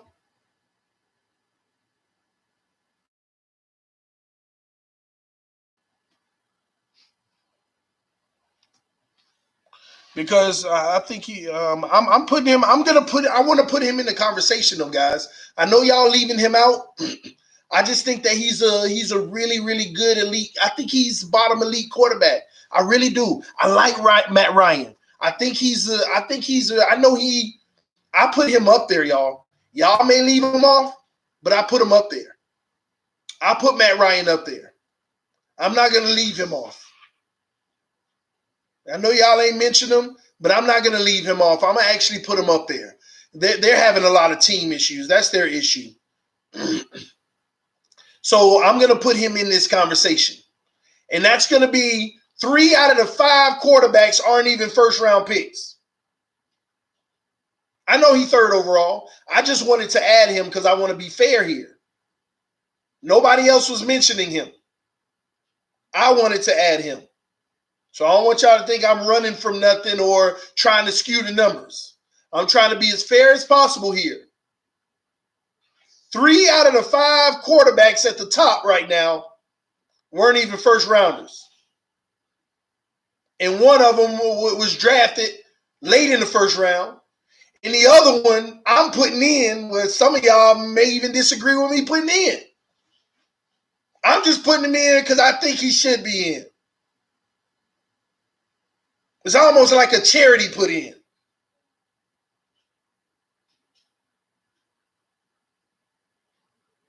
Y'all naming all these other quarterbacks on rookie deals. They don't count.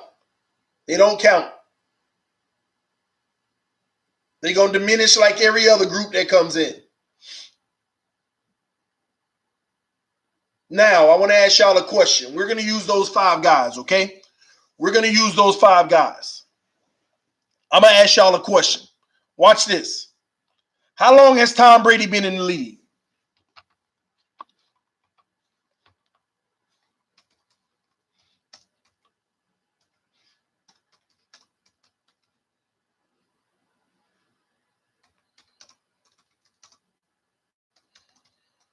How many years has Tom Brady been in the league?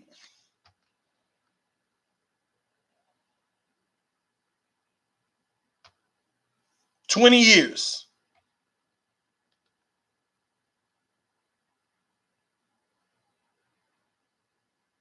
Let me see something. I'm going to show y'all something here, all right? 19, 20. It's around that point. Okay. Let me see something. Now, it don't matter if he started or not. We just going years. Where my pen? I ain't got it with me. But, okay, so roughly around 19 to 20 years. Drew Brees, been in the league about 17 years. Drew Brees been about 17 years. Right? I want to show y'all something on the years here. Brady almost 20. Brees about 17. Now, who else did we have on that league? Aaron Rodgers.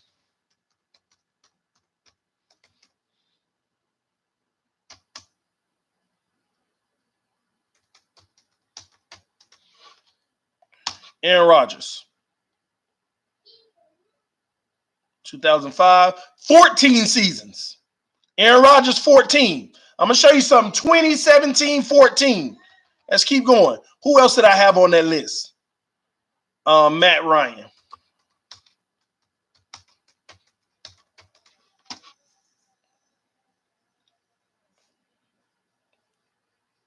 2008, 11 years. You see something? 20, 17, 14, 11. Every 3 years so far. Russell Wilson is the last one.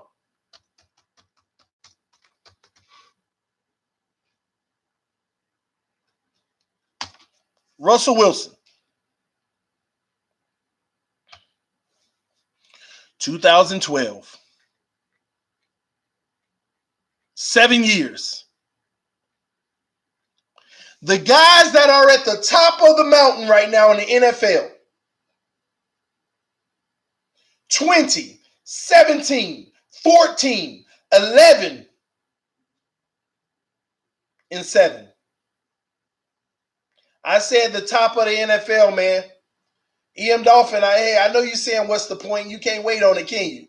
You can't wait on the point, huh? You already know the point. Stop acting like what's the point. You just want to ignore it already before I even make it. Because you already know it.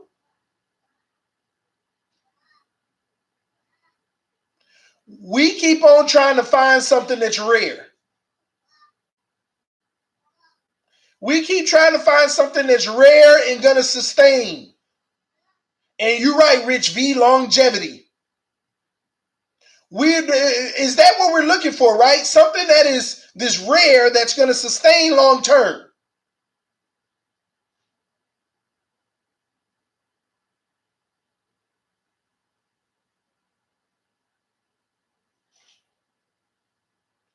And the crazy thing out of all of this, the last guy was Russell Wilson with 7 years.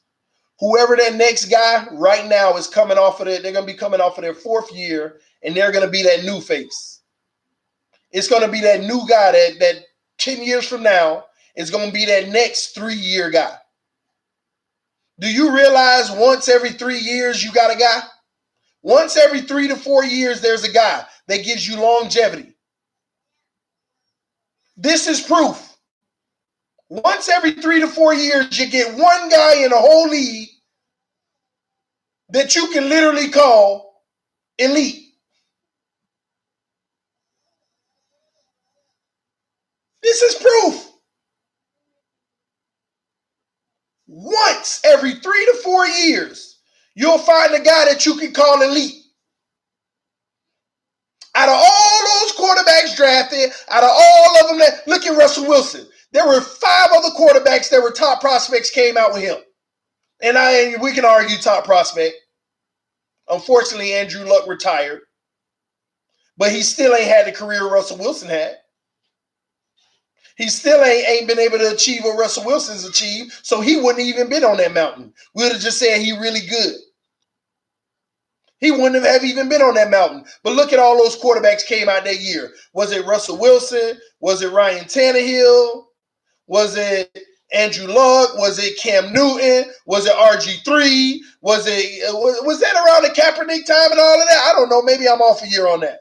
But y'all see what I'm talking about? All these guys that were supposed to be the future, and then when you look up 7 years later, only one of them standing at the top. Only one standing at the top. Brady stood at the top. Drew Brees stood at the top. Aaron Rodgers stood at the top in his little era. But we're talking eras, guys. So when Brady played, we're talking eras. We talk about the 2 years before and the 2 years after him. Everybody who came in at that point, Brady stood at the top. We talk about Drew Brees when he came in 2 years before him and 2 years after him. Everybody in that era, Brees at the top today. We talk about Aaron Rodgers. 2 years before him, 2 years after him, only he's the one that's emerged. We talk about every single NFL QB, only one player emerging within a 4-year time span of when they got drafted. 2 years before them, 2 years after them, only one guy becomes at the top. Out of a 4-year period, every 4 years, only one guy. One guy. But the crazy thing is, out of all those guys, none of them were the first guy. None of them were the first guy. And I don't even, let me hold on, let me see something else.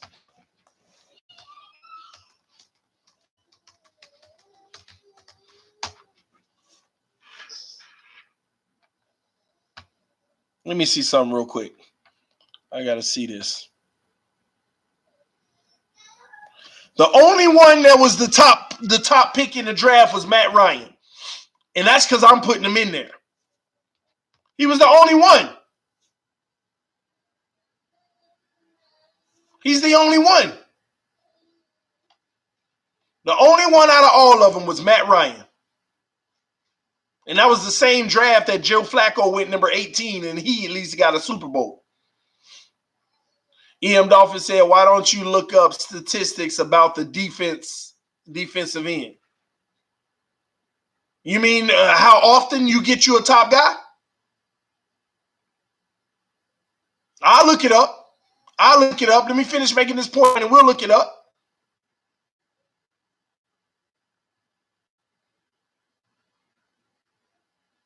Because you're leaving out Luck. We're talking about guys who are still in this league, longevity. I'm not leaving him out.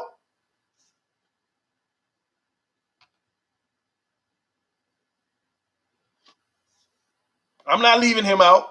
We're talking about guys' longevity in this league.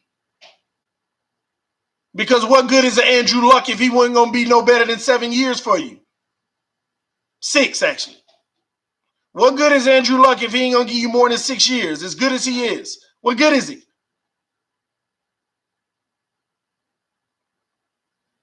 What good is he, man? Luck gave up. Then what good is he if he gave up? But the point I'm making here is what all these people crying about a quarterback is doing, they're looking for the once every 4-year guy out of 32 teams. They're looking for their guy once every 4 years. Now tell me I'm wrong in this analysis right now. What we just evaluated. The top of the mountain. Tell me if I'm wrong. You're looking for your next Dan Marino long-term successful quarterback. It only happened once every 4 years.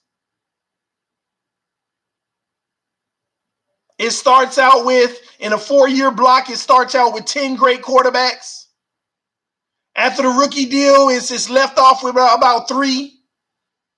And by the time they hit that 7th year, we got 1. It always, that's how it goes. In a 4-year period, there's 10 guys that are top. 10 quarterbacks that are top coming out in a 4-year period. 4 years later, all rookie deals are just about done. We got 3 left. As soon as they get to the next deal, there's only one that comes to the top. One. Now that's what you call a whole bunch of teams wasting time. That's what you call a whole bunch of teams wasting time.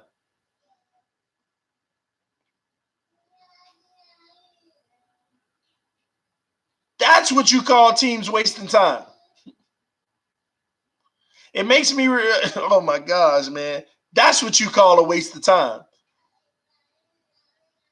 And then the saddest part about it is a lot of those teams, they get fooled. Because while those players are on their rookie contract, they look so much better because they got so much around them. And they re-up the contract. 3 or 4 of those teams out of the 10 get fooled. And they re-up the contract.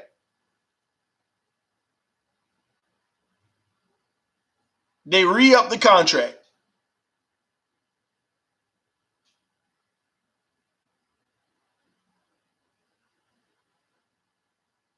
That's what you call a waste of time.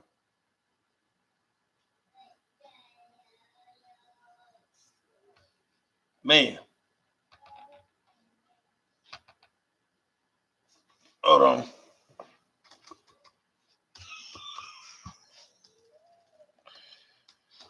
So,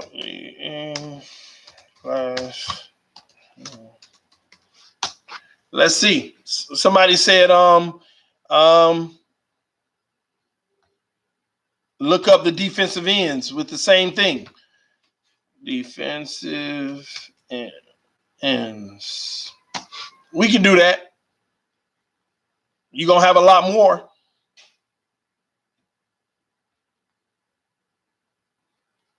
You're going to have a lot more.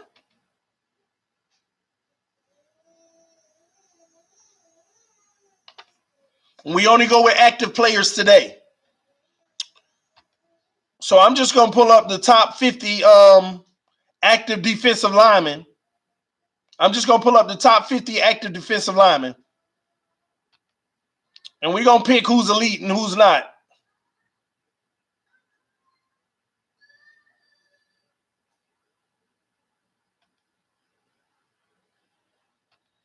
We got to go with guys that's not on their rookie deal. Not on their rookie deal. Matter of fact, I'm going to start at number 1. That way we can come up and not have to worry about all these no's at first. Give me a second. Let me grab me a pen.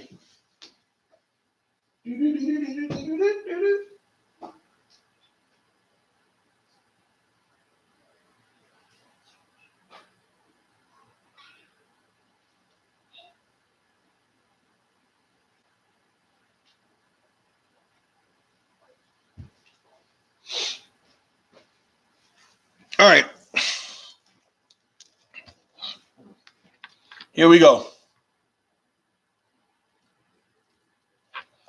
Well, we already know this. All right, let's see.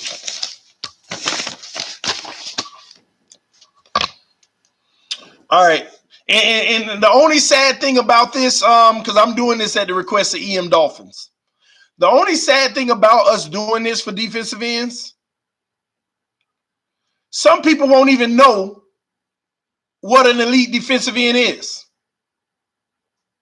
Some people won't even know. The only reason they know the quarterbacks is because that's all everybody talk about. The only reason they know the quarterbacks is because it's all people talk about. Some people don't even know some of the best defensive ends. Names aren't set, they aren't even the top names that they think they are. Yeah, I agree it's not all about sacks. But number 1 out of all defensive ends in this league right now, on the top 50 list, career so far, Justin Smith, defensive end for San Francisco 49ers. Justin Smith. And guess when he was drafted? 2008. And no defensive lineman since 2010 has registered higher than he has.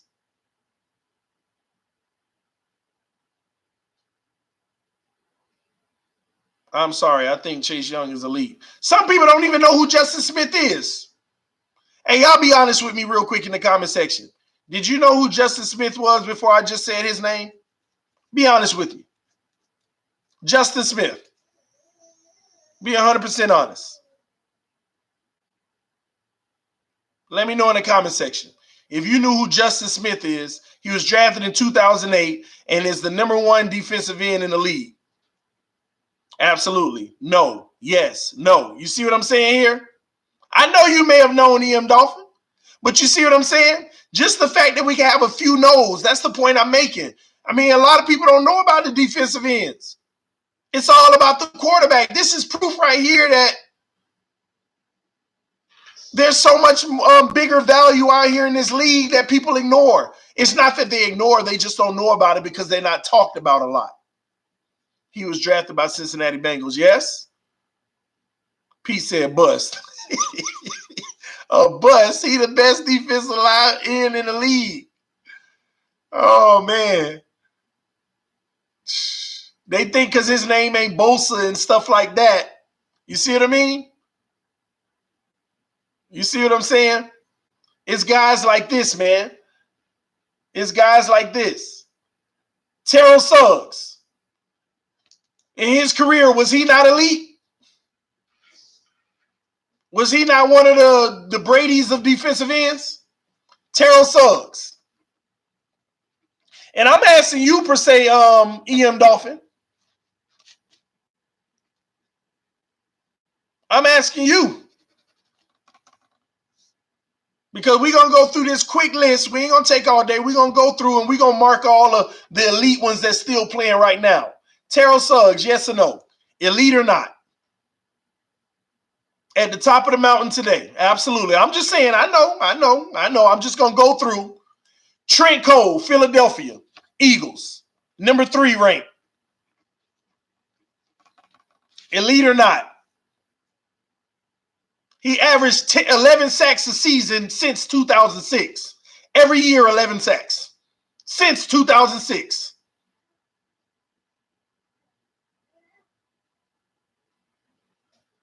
That draft was fire. Daniel said Trent Cole ain't elite. You might be talking about something else, maybe. Maybe you're talking about something else.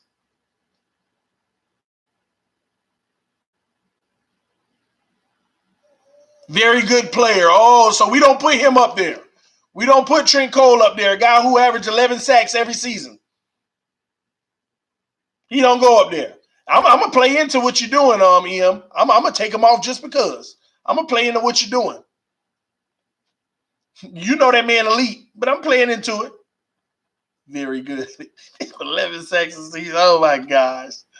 Julius Peppers. I don't even think we even have to argue that.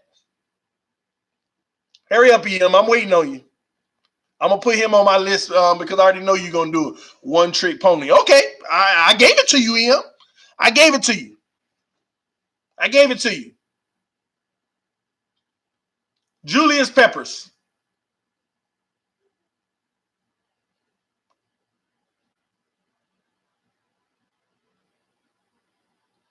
Yeah, Peppers. Of course. I'm waiting on EM. Because he wanted me to do this for defensive ends. I guess he's trying to prove a point that the same thing applies. You're finna be way off, buddy. It's so many more defensive ends just as good than quarterbacks. Remember, we did a time frame. Russell Wilson was drafted in who was it? 2012, something like that. Well, we'll see. Let me see. Loading, no, that's tackle. Jason Pierre-Paul.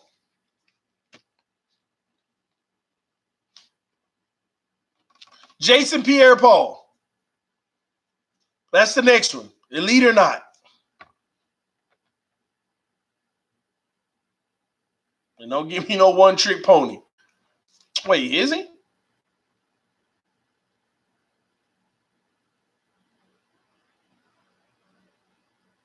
Hold on, bro.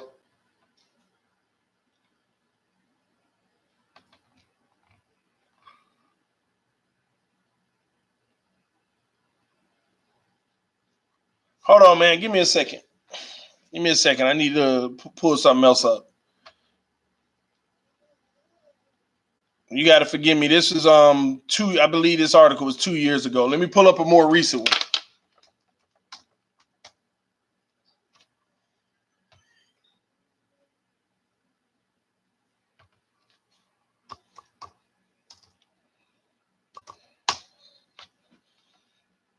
I said 10 fingers. Wow.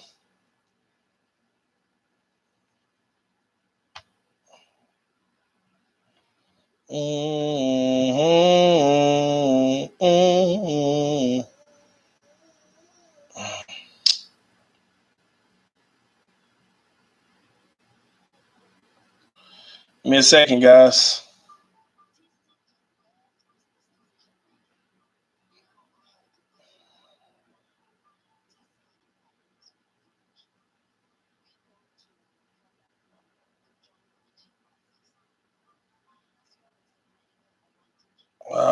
This thing not pulling up. Let me do this, man. Hold on.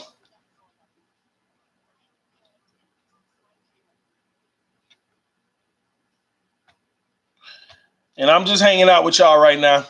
Doing this. One moment.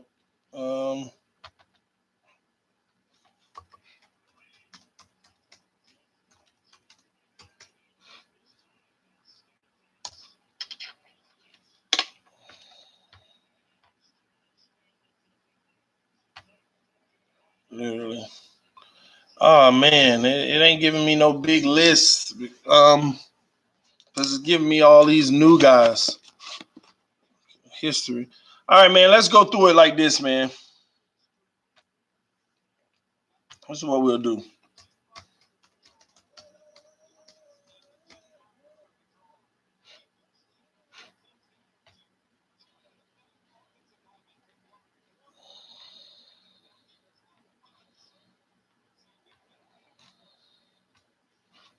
Let me see.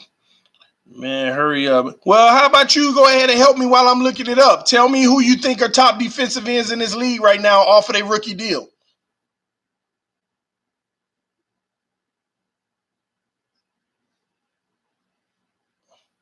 They have to be 4 years in the league or better. 4 years or better. You tell me who you got. 4 years or better. Don't give me rookies, guys. Don't give me rookies. The only guy, to put it like this, Aaron Donald's year or older. Aaron Donald's year or older. I think this is Aaron Donald's 4th year. All right? You got to give me 4 years or better. We don't do the all right, so let's go with that. We got Justice Smith, Terrell, use Peppers. All right, I'm gonna scrap this beginning list. We're gonna go TJ Watt, that's a give in. Aaron Donald, okay. Khalil Mack, how many years Khalil Mack done so far? How many years Khalil Mack has done so far?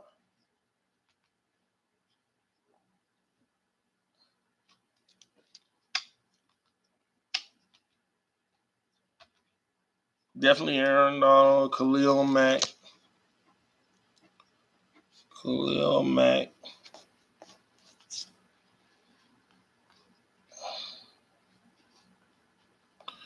Let's see, JJ Watt, we already got.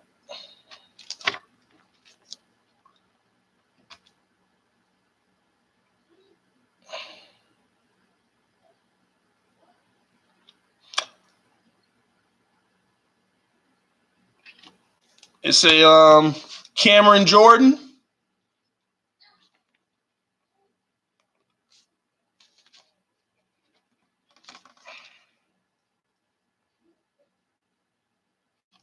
Calais Campbell, no question.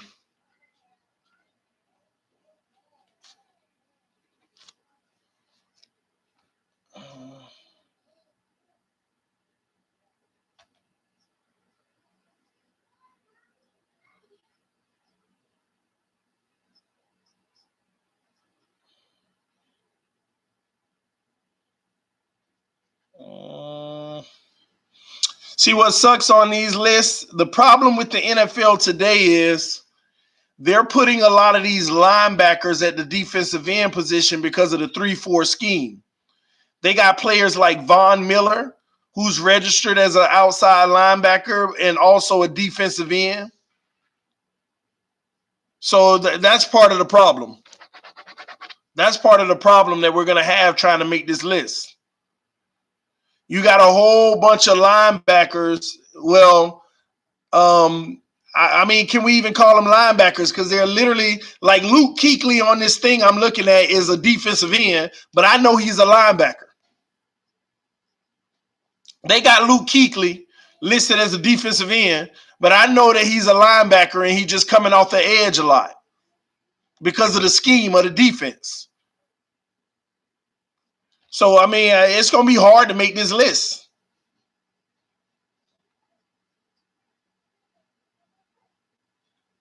It'll be real hard to make the list. Mac is a defensive end, not linebacker. Go check his. Oh, we know. Yeah, Mac a defensive end. Same goes for Von Miller. Exact same. All these guys, is hard to make the list because you're going to run into a thing of, okay, do we want to register them as a linebacker or a defensive end because of the 3-4 scheme? Hey, EM, what we'll do, we'll do some research on it and I'll probably work on that whenever I got time because this will take forever. And I ain't trying to run away from it, not to prove my point. But I'm going to tell you now, I could go out on a limb to say there's 3 times more defensive ends that we could put on the list as elite, like those 5 quarterbacks, even though I threw Matt Ryan in there. There's 3 times as many. I think as a group right now, we can name 8 off the top of our head with all these guys that we're naming. They even got Bobby Wagner listed as a defensive end, even though I know this man played linebacker on the top defensive ends list. So it's the 3-4 scheme in a lot of cases where, what do you want to call it? You know what I mean? And then if we take all those guys and we look at their draft class, think about it. Let's go to, when was J.J. Watt drafted? When was J.J. Watt drafted, guys?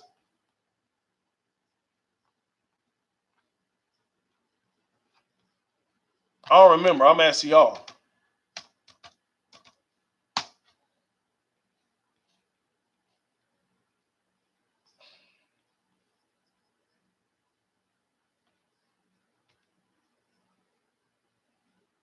J.J. Watt, first round, 11th pick. Let's go Aaron Donald.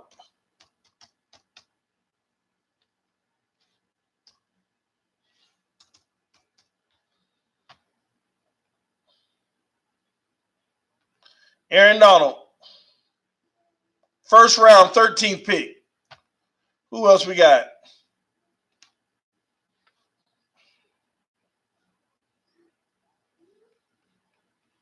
No, you're right. Aaron Donald don't belong there. He is a defensive tackle. I don't even know why I put him in. Khalil Mack.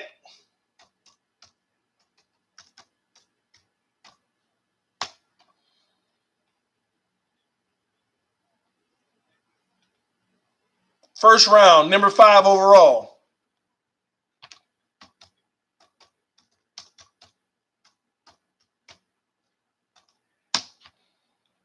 This is easily making the point, man. Easily making the point. Mack ain't no linebacker, man. He a defensive end. He just playing the scheme as a linebacker.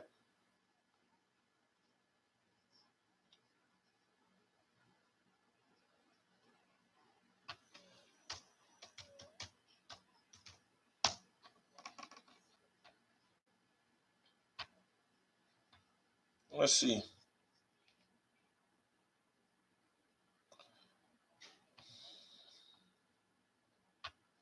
Who else?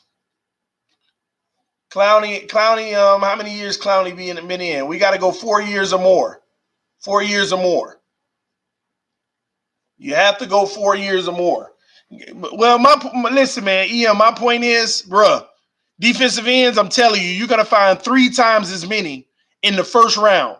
And the crazy thing is they're the first round. Those 5 guys we named at quarterback, 3 of them weren't even the first round. Look at how many defensive ends are drafted compared to quarterbacks.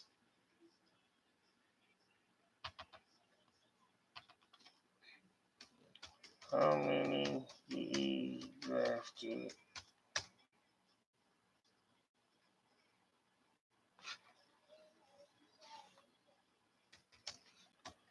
First round.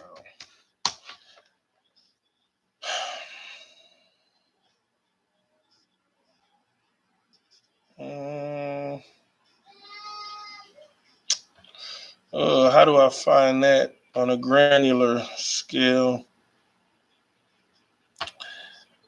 Defensive ends.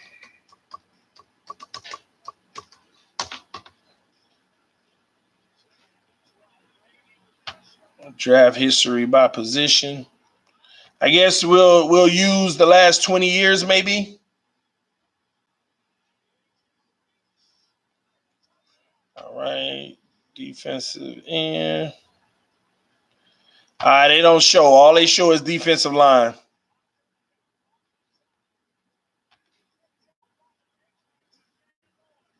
Well, hold on. I got a breakdown. Hold on.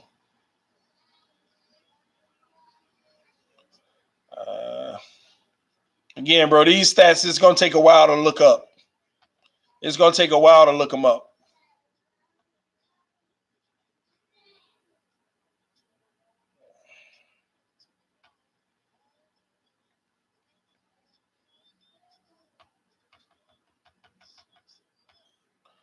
Let me see. No. Yeah, it'll take me a while to look that up, bro, because it's not giving anything specific to say, here's all the defensive ends drafted in the first round for the last 20 years or nothing like that. It's gonna take forever, man. Yes, y'all hit that like button, man.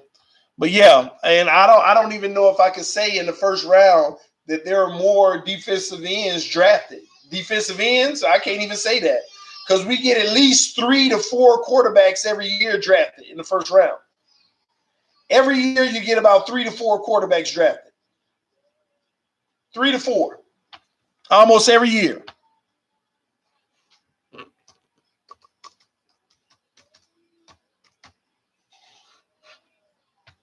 First round QBs since 2008. Well, since 2000. List the QBs selected. Man, I need to see if they got the same article for let's see. All right, so actually this is from since 2002. All right, 2002 there were 3 QBs. 2003 there were 4 QBs. 2004 there were 4 QBs. 2005 there were 3. 2006 there were 3. 2007 only 2. 2008 there were 2. 2009 there were 3. 2010 3. 2011 4. 2012 is 4. 2013 only 1. And that was EJ Manuel. Wow. 2014 there were 3. 2015 there were 2. 2016 there were 3. 2017, oh, it cut off. I don't know what 2017 was, but I'm sure it was probably 3 or 4. 2018 was same thing. And 2019 this year, how many quarterbacks went in the first round this year? It was like 4 maybe.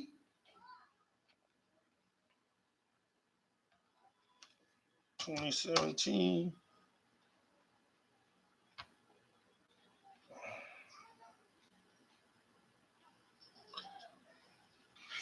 Hold on. Actually, wow. That's the rank. I'm trying to see where they were actually drafted.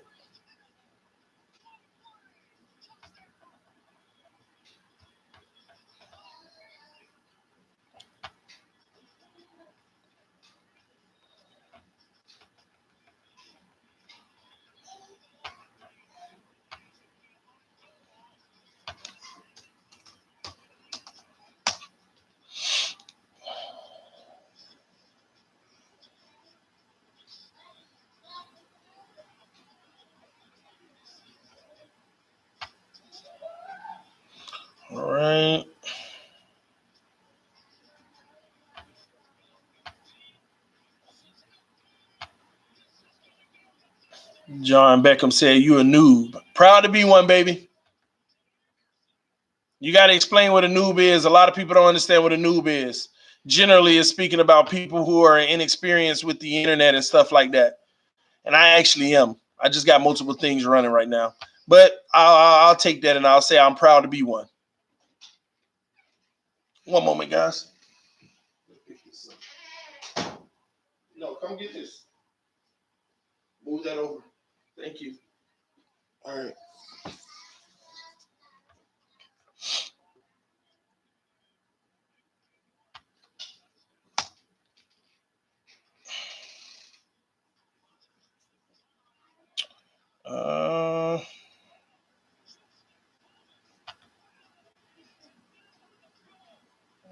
Draft history by position. Here we go. All right, let's see. This year, man, 1, 2, 3, 4, 5. Wait, 5. Wait, no. 3 quarterbacks in the first round this year. Kyler Murray, Daniel Jones, and Dwayne Haskins. Yeah, pretty soon. So it's about 3 every year. We're going to get up on it tonight, Ian, man. This your boy TD. I'm about to get out of here. I done went way over, man. We're just hanging out. All right, man. I'll see y'all soon. It's your boy TD. Peace.